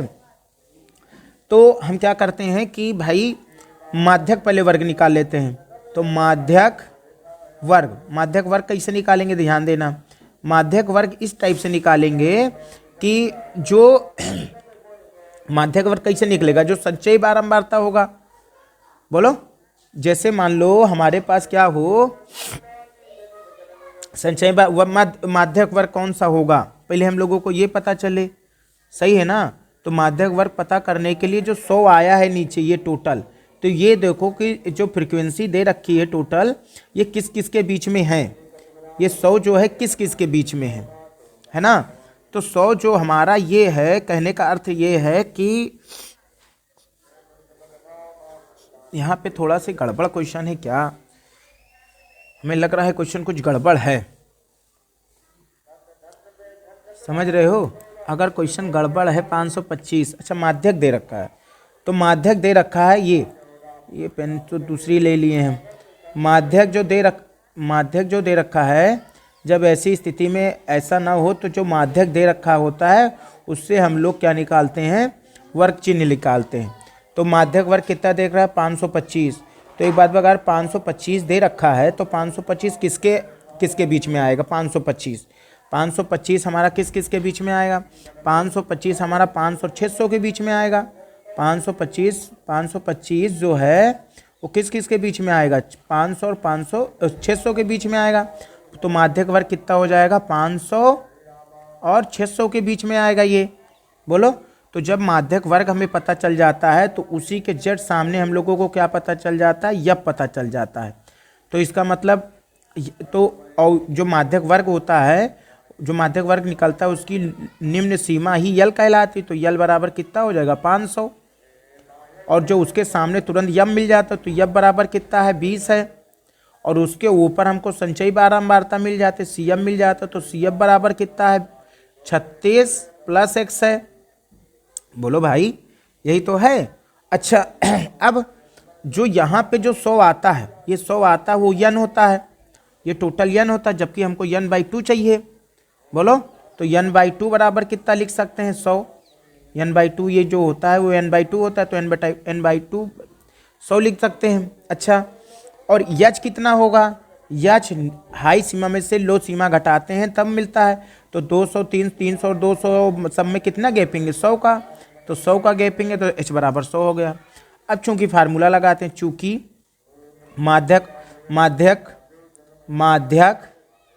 चूंकि माध्यक बराबर क्या होता है, माध्यक बराबर होता है L प्लस n/2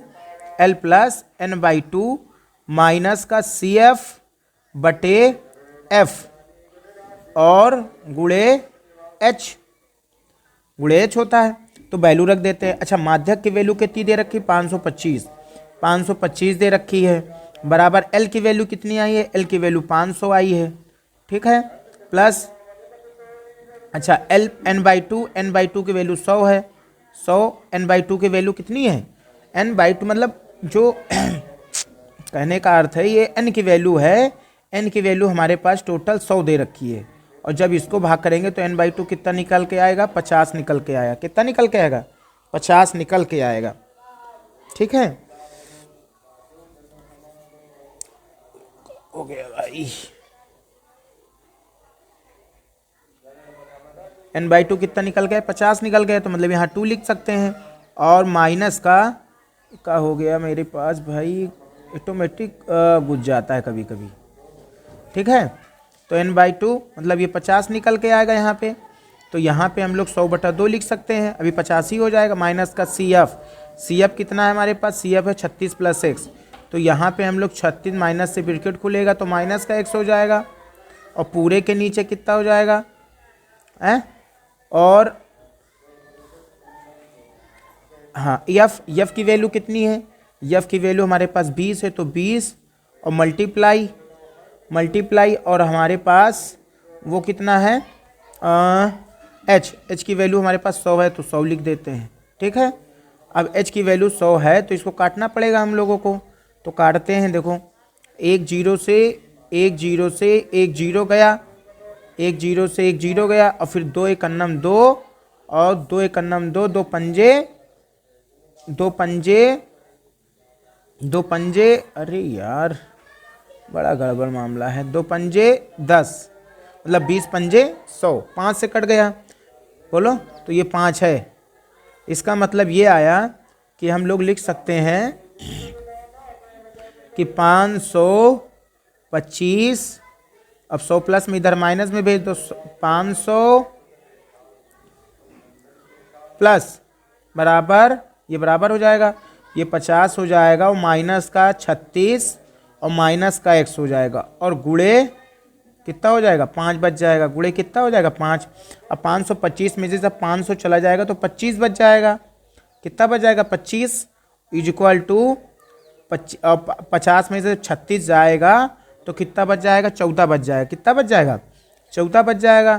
तो 14 माइनस का x, और ये 5 इधर चलाएगा, तो 5 एक अन्नम 5, पचाहम 25, पचाहम 25। तो इसके आगे हम लोग करते हैं अब, ठीक। तो जब हम लोग देखा जाए तो कितना बचा 14 माइनस का x बराबर 5, कितना बचा 5, ठीक। तो ये क्या हो जाएगा हमारे पास, तो माइनस का x बराबर क्या हो जाएगा 5 माइनस का 14, तो माइनस का x बराबर कितना हो जाएगा, 5 में 14 गया, माइनस का 9, 9 5 14, माइनस से माइनस गया, तो x की वैल्यू कितनी आ गई, x की वैल्यू हमारे पास आ गई 9, x की वैल्यू 9 आ गई, ठीक है। अब y का मान, अब समीकरण 1 से, तो समीकरण 1 क्या था हमारे पास, समीकरण हमारे पास एक कितना था, समीकरण 1 से, समीकरण 1 से, तो समीकरण अगर 1 देखा जाए, समीकरण 1 कितना था हमारे पास, समीकरण हमारे पास कितना था, एक इधर था हमारे पास समीकरण 1 ये वाला, x प्लस वाई बराबर 24, x प्लस वाई बराबर 24, x प्लस वाई बराबर 24, तो x प्लस वाई बराबर हमारे पास 24 था, तो x की वैल्यू 9 आई है, प्लस y इक्वल टू 24, तो y बराबर कितना हो जाएगा 24 माइनस का 9, तो y बराबर कितना आ जाएगा 16, कितना आ जाएगा 16, 16 का है 15 भाई, 4 15 कितना हो जाएगा 15। तो यही हमारा फाइनल क्या होगा, एक्स वाई का मान निकालने को कह रहा था, तो नोट कर लो। पहले कैसे नोट करोगे, पहले इस टाइप से नोट करोगे, सुंदर सुंदर इसे, उसके बाद नोट करने के बाद यहाँ तक पहुँच गए, यहाँ पे 5 लिखा और यहाँ 100 लिखा है, उसके बाद आप लोग यहाँ तक करने के बाद उसी के आगे का काम इधर है, इधर नोट कर लो सीधा सीधा, ठीक है। बस यही हमारा फाइनल आंसर है। इसी क्रम में हम लोग अगला क्वेश्चन देखते हैं। क्वेश्चन नंबर ये है चौथा, जैसे ये क्वेश्चन है हमारा 23 नंबर, ख़त्म हो गया वो, ठीक है। तो ये 23 नंबर का क्वेश्चन है, हाँ कह रहा है कि क्षेत्रफल 30 डिग्री हो, कहाँ का क्वेश्चन नोट कर लिया, अथवा का है, अच्छा अथवा का है, उसी के आगे का अथवा का क्वेश्चन है, ठीक है। एक शंकु के छिन्नक पर, अच्छा तो 30 डिग्री है, ठीक ठीक ठीक, ये 23 नंबर का अथवा वाला क्वेश्चन है, 23 नंबर का ये क्वेश्चन है अथवा का, ठीक है। कह रहा है एक 4 सेंटीमीटर त्रिज्या वाले वृत्त के त्रिज्यखंड का क्षेत्रफल ज्ञात कीजिए, इसका कोण 30 डिग्री, साथ ही संगत दीर्घ त्रिज्यखंड का क्षेत्रफल भी ज्ञात कीजिए। क्वेश्चन वेरी वेरी इंपॉर्टेंट, ये कई बार क्वेश्चन मेंसुरेशन का क्वेश्चन है और कई बार क्वेश्चन आ चुका है, ठीक है। तो उसके लिए पहले एक सर्किल बना लेते हैं, मान लेते हैं ऐसा है, ठीक। और अब क्या करते हैं, ध्यान देना, कह रहा है एक 4 सेंटीमीटर त्रिज्या है, तो त्रिज्या कितनी है 4 सेंटीमीटर, ये त्रिज्या हमको दे रखी है 4 सेंटीमीटर, ऐसा ना करते हैं इधर कर लेते हैं, मान लेते हैं 4 सेंटीमीटर त्रिज्या है, ये 4 सेंटीमीटर हमारी क्या है त्रिज्या है, तो अगर ये पूरे वृत्त में त्रिज्या बराबर होती तो ये भी 4 सेंटीमीटर होगा। कह रहा है कि एक 4 सेंटीमीटर त्रिज्या वाले एक वृत्तखंड, वृत्त के त्रिज्यखंड का क्षेत्रफल, त्रिज्यखंड है तो एक त्रिज्यखंड है, तो थीटा की वैल्यू कितनी दे रखी है 30 डिग्री, थीटा की वैल्यू कितनी दे रखी है 30 डिग्री,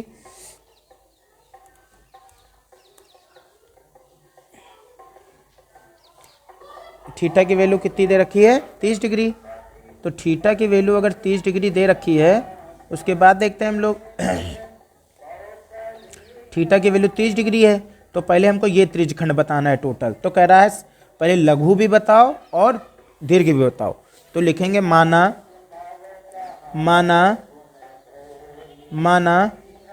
त्रिज्यखंड, माना त्रिज्यखंड की त्रिज्या, माना त्रिज्यखंड की त्रिज्या r है। ठीक है, तो r बराबर हमको 4 सेंटीमीटर दे रखा है और थीटा बराबर कितना दिया है 30 डिग्री। थीटा बराबर कितना दे रखा है 30 डिग्री। थीटा बराबर इस बार कितना दिया 30 डिग्री। तो लिखेंगे क्या कि हम जानते हैं, चूंकि हम जानते हैं कि हम क्या जानते हैं कि त्रिज्यखंड, मान लेते हैं ये O है, ये A है और ये B है। ठीक है, तो चूंकि हम जानते हैं कि त्रिज्यखंड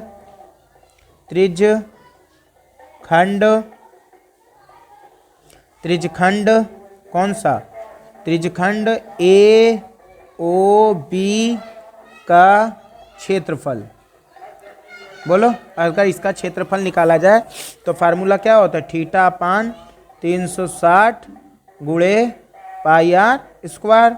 तो थीटा की वैल्यू कितनी दी है 30 डिग्री बटे 360 गुणे पाई की वैल्यू रख देते हैं, पाई की वैल्यू 22/7 और गुणे आर की वैल्यू 4 × 4। तो 0 से तो 0 गया, 3 एकन्नम 3, 3 एकन्नम 3, 3 दूनी 6। ठीक है, अच्छा आगे देखते हैं अब हम लोग। तो कितना बचा हमारे पास 1/12 गुणे 22/7 और गुणे 4 गुणे 4, 4 एकन्नम 4 और 4 तिहाई 12। तो हमारे पास कितना बचा 22 चौके 84, 22 चौके 84 बटे 7 21। और ये हमारा था सेंटीमीटर में था, किस में था भाई, सेंटीमीटर में था, किस में था 4 सेंटीमीटर। तो ये हो जाएगा इसका, ये हो जाएगा 84/21 और 88 है, 84 का है होगा भाई, 4 दूनी 8 होता है, 4 दूनी 8, ये 88 है। इसको सुंदर लिख देते हैं यार बार बार।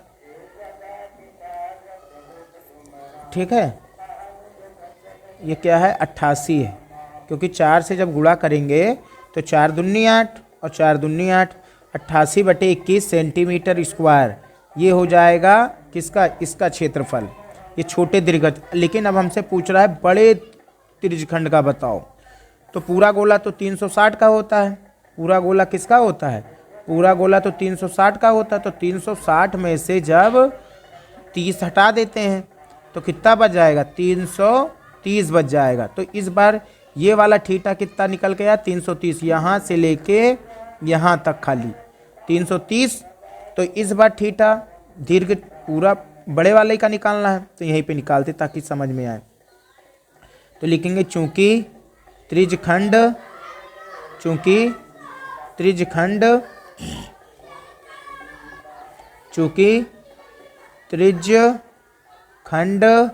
कौन सा, ए बड़ा वाला AOB लघु ये लघु था, ये दीर्घ है, ये हमको क्या लिखते दीर्घ। तो त्रिज्यखंड AOB ये उल्टा ऐसे है। ठीक है, त्रिज्यखंड AOB का क्षेत्रफल, फार्मूला सेम ही लगेगा, थीटा अपान 360 गुणे पाई आर स्क्वायर। इस बार थीटा कितना है 330 बटे 360 मल्टीप्लाई 22/7 और आर की वैल्यू कितनी है 4 × 4। तो देखो 0 से तो 0 गए, 3 एकन्नम 3, 3 एकन्नम 3, 3 एकन्नम 3 दूनी 6, सही है। तो हो जाएगा 11/12 मल्टीप्लाई 22/7 मल्टीप्लाई 4 × 4 और 4 एकन्नम 4, 4 तिहाई 12। फिर वही काम 4। अब जब इसका मल्टीप्लाई करेंगे तो 11 गुणे 88/7 21। तो जब इसका मल्टीप्लाई करेंगे 81 और 88 का तो 968 आएगा, 68/21 सेंटीमीटर स्क्वायर। अगर इसे दशमलव में ले जाओगे, इसको भाग करोगे आप लोग, तो 4.19 सेंटीमीटर आएगा। यहाँ आंसर लिख सकते हैं हम लोग। और इसका आंसर कितना आएगा दीर्घ वाले का, जब इसको भाग करेंगे तो हमारे पास आएगा कितना आएगा 46.1 सेंटीमीटर स्क्वायर लगभग। तो ये फाइनल आंसर होगा। नोट कर लो भाई, ये क्वेश्चन बहुत इंपॉर्टेंट है, बहुत ज़्यादा इंपॉर्टेंट है। ठीक है, ठीक है, तो ये क्वेश्चन हो गया। अगला क्वेश्चन हम लोग देखते हैं इसी के क्रम में हम लोग अगला क्वेश्चन देखते हैं। ठीक है, इसी के क्रम में हम लोग अगला क्वेश्चन देखते हैं। तो अगला क्वेश्चन देखते हैं अगर हम लोग, तो क्वेश्चन नंबर देखते हैं अगला क्रम। हाँ, ये कर एक 10 सेंटीमीटर त्रिज्या के रेखाखंड को 3:2 के अनुपात में विभाजित करिए। तो ये क्वेश्चन तो भाई रचनाएं का है, और आप लोग जानते हो रचनाएं तो सिंपल है ही है, लेकिन इसका रूल हम बता देते हैं, लिखना पड़ेगा। अगर हम बोल देते हैं स्लो मोशन में, आप लोग लिख लो। चित्र हम बता देते हैं बना के, बाकी आप हम बोल दे रहे हैं, आप लोग लिख लो। ठीक है, स्लो मोशन में हम बोलेंगे, आप लिखते जाओ। मान लेते हैं ये 10 सेंटीमीटर है टोटल, प्ले चित्र समझा लेते हैं। टोटल 10 सेंटीमीटर मान लेते हैं, ये ए है, ये बी है। अब सबसे पहले क्या करना है, 3:2 को जोड़ लेंगे, 5 कर लेंगे। 5 के बाद इस पर 5 चाप मार देंगे, 1 2 3 4 5। इसको हम लिख सकते हैं A1 A2 A3 A4 और A5। ठीक है, उसके बाद क्या करते हैं, यहाँ पे कहीं बिंदु P लिख लेते हैं। ठीक है, उसके बाद इसको 3 से मिला देंगे और इसको 5 से मिला देंगे। अब इसकी रचनाएं करना है। रचनाएं कैसे मान लेते हैं, ये x है मान लेते हैं, तो रचनाएं हम बोल देते हैं। पहले लिखो रचना के चरण। स्टेप नंबर 1 लिखो, सर्वप्रथम AB बराबर 10 सेंटीमीटर का एक रेखाखंड खींचते हैं। स्टेप नंबर 2, कोण BAX न्यून कोण A से X की दिशा में खींचते हैं। AX दिशा में 3 + 2 बराबर 5 बिंदु समान दूरी पर A1, A2, A3, A4, A5 चिन्हित करते हैं।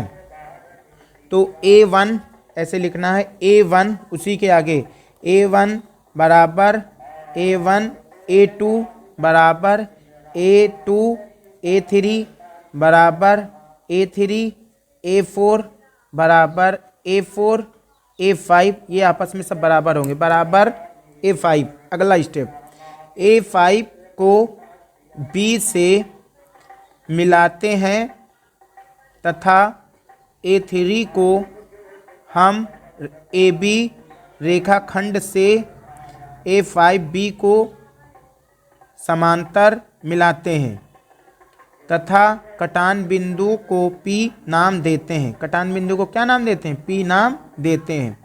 यह बिंदु P रेखाखंड A व B को 2:3 में विभाजित करता है।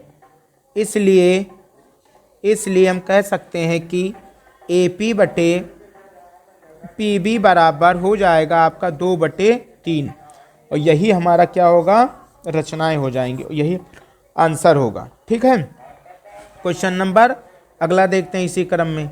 रचनाएं आप स्लो मोशन में वीडियो को करके आप लोग धीरे धीरे लिख लो। ठीक है, इस पे लिखेंगे तो टाइम ज़्यादा लगेगा। क्वेश्चन नंबर अगला देख लेते हैं। इसमें से 25 के 2 भाग हैं, चाहे ये भाग लगाओ चाहे ये वाला भाग लगाओ, लेकिन हम दोनों लगा देंगे। ठीक है, पता नहीं कौन सा आ जाए बोर्ड परीक्षा में। ठीक है, तो हम दोनों लगा देते हैं। करना क्या है, थोड़ा ध्यान से करना होगा इस क्वेश्चन को, क्योंकि ये क्वेश्चन आपके 6 नंबर के हैं। कितने नंबर के हैं भाई, 6 नंबर के क्वेश्चन हैं।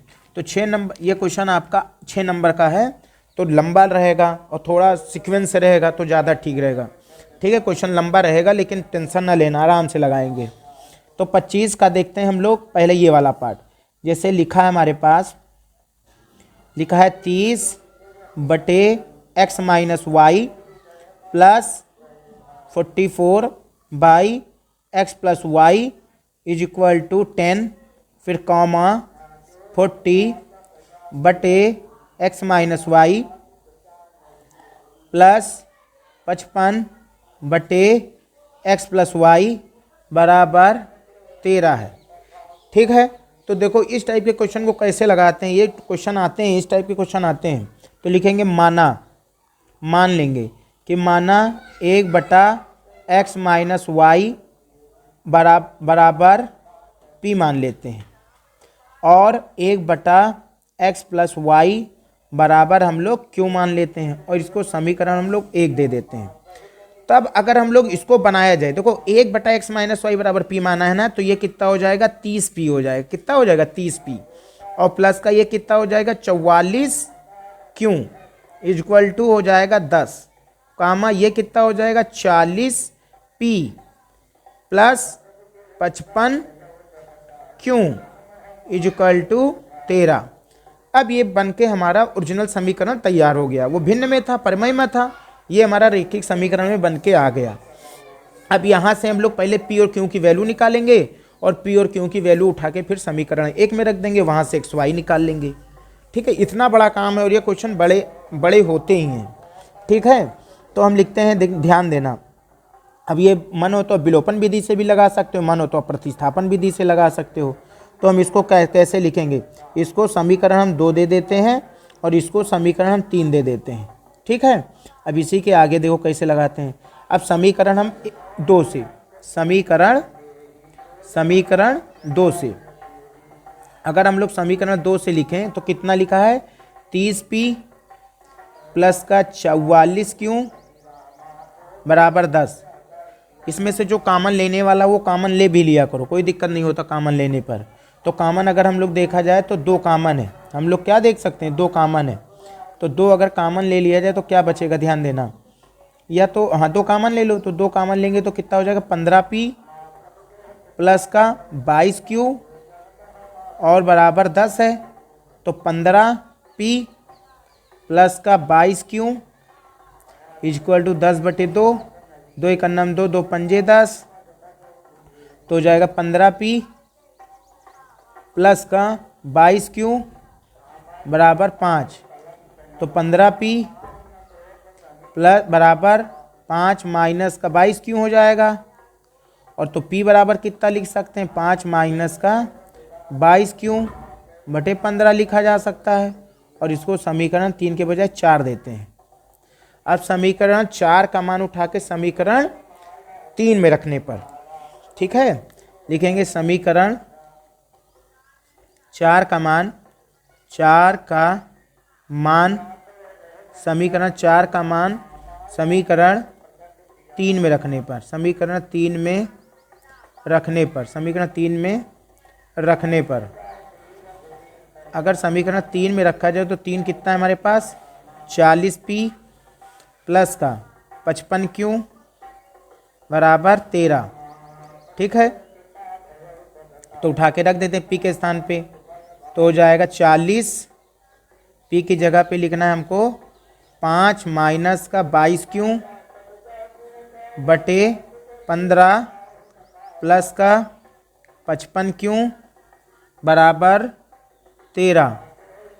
तो काट दे, जो कटे तो काट दो, 5 3 15, 5 8 40। तो कितना बच जाएगा हमारे पास हो जाएगा 8 बचेगा, तो 8 पंजे 40 हो जाएगा यहाँ, और माइनस 8 बचेगा तो 8 पंजे 40 हो जाएगा। फिर तो 8 का जब 2 से मल्टीप्लाई, 8 दूनी 16, 8 दूनी 16 17, ये क्यों हो जाएगा। और पूरे के नीचे कितना बचा है 3, और प्लस का 55 क्यों बराबर 13। अब इसके नीचे 1 है, और इसके नीचे तो भाई 1 है, ये वो तो बराबर के उधर है। तो इसको कैसे लिख सकते हैं, इसको लिख सकते हैं 40 माइनस का 176 क्यों, और जब 3 को 55 से करेंगे तो 3 पचे 15 के 5 हासिल आएगा, 3 पचे 15 16, 165 क्यों बराबर 13 गुणे इधर अब 3 चला आएगा। तो अगर घटाया जाए तो कितना बचेगा, 165 में से जब 176 बच जाएगा तो 11 बचेगा। कितना आ जाएगा, माइनस का 11। 11 क्यों इज इक्वल टू, भाई 13 ते 39, 39 हो जाएगा। ये प्लस का उधर जाएगा माइनस का हो जाएगा तो 40। ठीक है, तो ये हो जाएगा माइनस का 11 क्यों बराबर 39 में से 40 गए, माइनस का 1, माइनस से माइनस गया तो क्यों की वैल्यू कितनी आ गई, 1/11, 1/11। ये बात ठीक है ना। अब क्यू का मान उठा के कहाँ रख दो, क्यू का मान उठा के समीकरण 4 में रख दो। क्यू का मान उठा के कहाँ रख दो, समीकरण 4 में।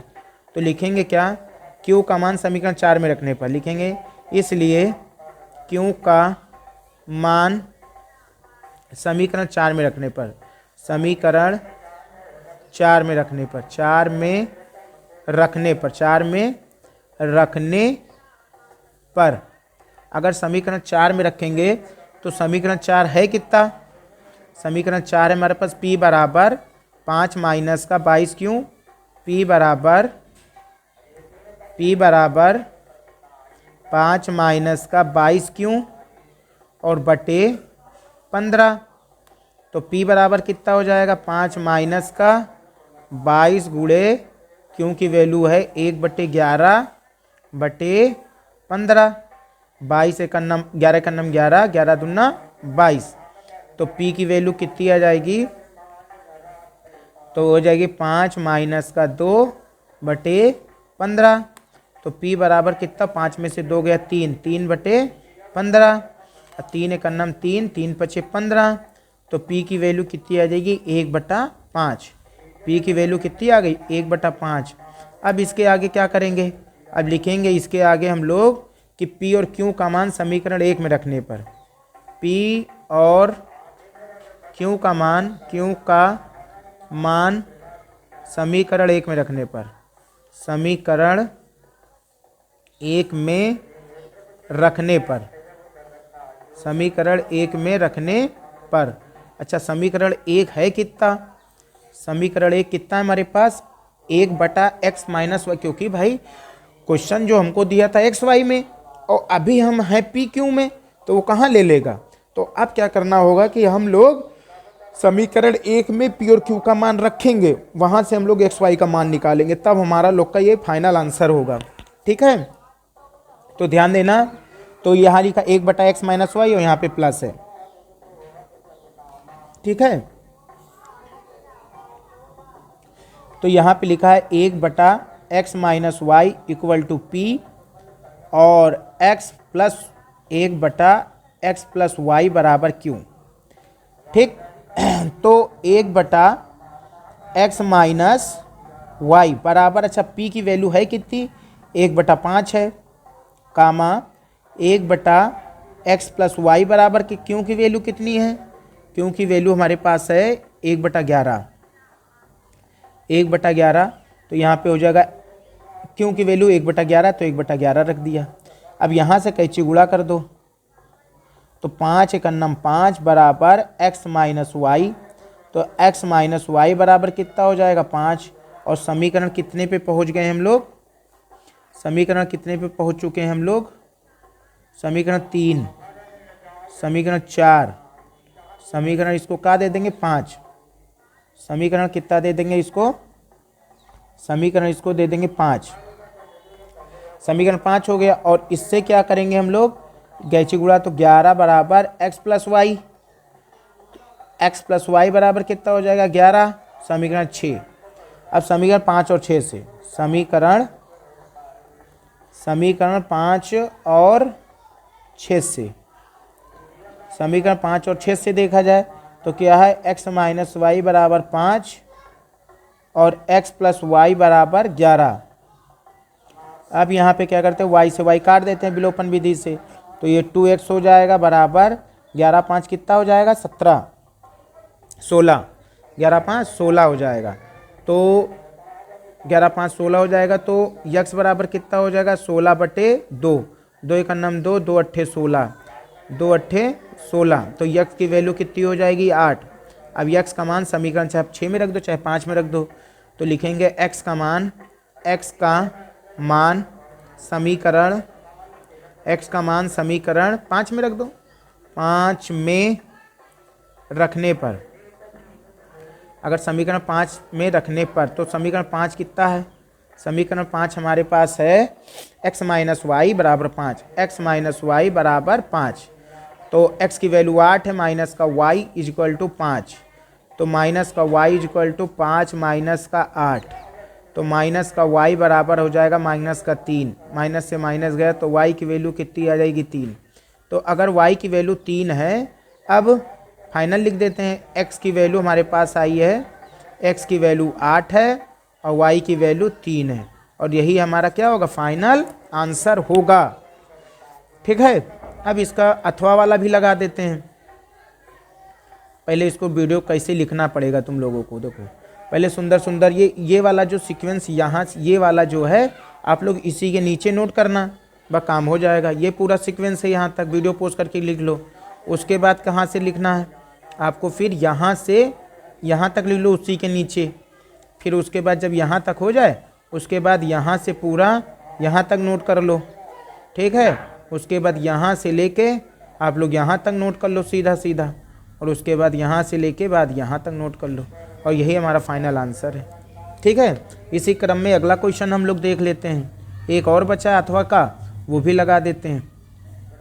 ये नंबर आखिरी क्वेश्चन ये वाला है, ये अभी लगा दिया। तो यहाँ पे x की वैल्यू क्या है, y की वैल्यू क्या है, ये आपने देखा। x की वैल्यू शायद 8 है और y की वैल्यू शायद जो भी है पीछे लगा ही चुके हैं। ठीक है, क्वेश्चन नंबर अगला देख लेते हैं हम लोग। कह रहा है यदि किसी भिन्न के अंश में से 1 घटाया जाता है तो वहाँ 1/3 हो जाती है, तथा यदि उसके क्या लिखा है भाई, उसके हर में, यहाँ पे क्या लिखा है? उसके हर में, यहाँ पे लिखा है उसके हर में 8 जोड़ा जाता है तो वहाँ 1/4 हो जाता है। तो भिन्न ज्ञात करना है हमको, फाइनल भिन्न ज्ञात कर देनी है। ठीक है, हमको फाइनल क्या करना है? भिन्न ज्ञात करना है। तो फाइनल अगर भिन्न ज्ञात करना है तो हम लोग कैसे करेंगे? देखेंगे, माना वहाँ भिन्न x बटा वाई है, माना वहाँ भिन्न x बटा वाई है। तब देखो क्या करना है। अगर मान लेते हैं कि भिन्न x बटा वाई है, तो क्या कह रहा है? पहली प्रथम शर्त, ये भी आपका 6 नंबर। प्रथम शर्त में क्या कह रहा है? ध्यान देना। प्रथम शर्त में कह रहा है यदि एक भिन्न हमारे पास है x बटा वाई, ठीक है, तो कह रहा है यदि किसी भिन्न के अंश में 1 घटाया जाए, उसके अंश में 1 घटा दिया जाए, तो वहाँ 1/3 हो जाती है, वहाँ 1/3 हो जाती है। तो यहाँ से हल कर लेते हैं। तो कैंची गुणा करेंगे जब, तो 3 का 1 से मल्टीप्लाई होगा तो 3x हो जाएगा, माइनस का 3 हो जाएगा, बराबर y हो जाएगा। बोलो, और इसको समीकरण हम लोग 1 दे देते हैं। तो दूसरी शर्त क्या कह रहा है? दूसरी शर्त कह रहा है कि अगर एक भिन्न आपके पास है x बटा वाई है, तो कह रहा है कि यदि उसके हर में 8 जोड़ा जाए, इसके हर में एक बार 8 जोड़ दो, तो कह रहा है वहाँ 1/4 हो जाती। तो 1/4 हो जाती है, तो वहाँ भिन्न बताना है। तब इसका भी मैं कैंची गुणा कर देते हैं। तो जब कैंची गुणा करेंगे यहाँ से, तो क्या हो जाएगा? 4x हो जाएगा, और बराबर y + 8 हो जाएगा। बोलो, और समीकरण इसको हम लोग कितना दे देते हैं? 2 दे देते हैं। अब लिखेंगे समीकरण 2 का मान, समीकरण 1 का मान समीकरण 2 में रखने पर, लेकिन समीकरण 1 का मान समीकरण 2 में रखने पर, अगर समीकरण 2 में रख दिया जाए, रखने पर, तो समीकरण अगर 2 में रखा जाए तो कितना हो जाएगा? 4x प्लस का, प्लस नहीं बराबर है ये, ठीक है, y का मान कितना है? 3x माइनस का 3 प्लस का 8 है, तो 8 लिख दिया। 3x इधर ले आओ, तो 4x माइनस का 3x इज इक्वल टू 8 में से 3 चला जाएगा तो 5 बच जाएगा। तो x बराबर कितना आ गया? 5। 4x में से चला जाएगा तो ये बच गया। ठीक है, अब उसके बाद x का मान चाहे समीकरण 1 में रख दो चाहे समीकरण 2 में रख दो, तो लिखेंगे चूंकि, इसलिए x का मान समीकरण 1 में रखने पर, समीकरण 1 में रखने पर, समीकरण 1 में रख देते हैं। तो समीकरण 3 गुणे x की वैल्यू कितनी आई? 5, -3 बराबर y। तो y बराबर कितना, 5 3 15 माइनस का 3, तो y बराबर हो जाएगा 12। y बराबर कितना हो जाएगा, 12। तो लिखेंगे अतः वहाँ भिन्न, वहाँ भिन्न, वहाँ भिन्न कितनी हो जाएगी, x बटा वाई थी, तो x की वैल्यू कितनी आई, 5, और y की वैल्यू 12 है, और यही हमारा फाइनल क्या होगा, आंसर। तो ये मॉडल पेपर जो था, जो मॉडल पेपर था आपका, मॉडल पेपर जो आपका था वो जेड था, ठीक है, जेड था मॉडल पेपर, और ये आपका क्या हो गया, फिनिश हो गया है। टोटल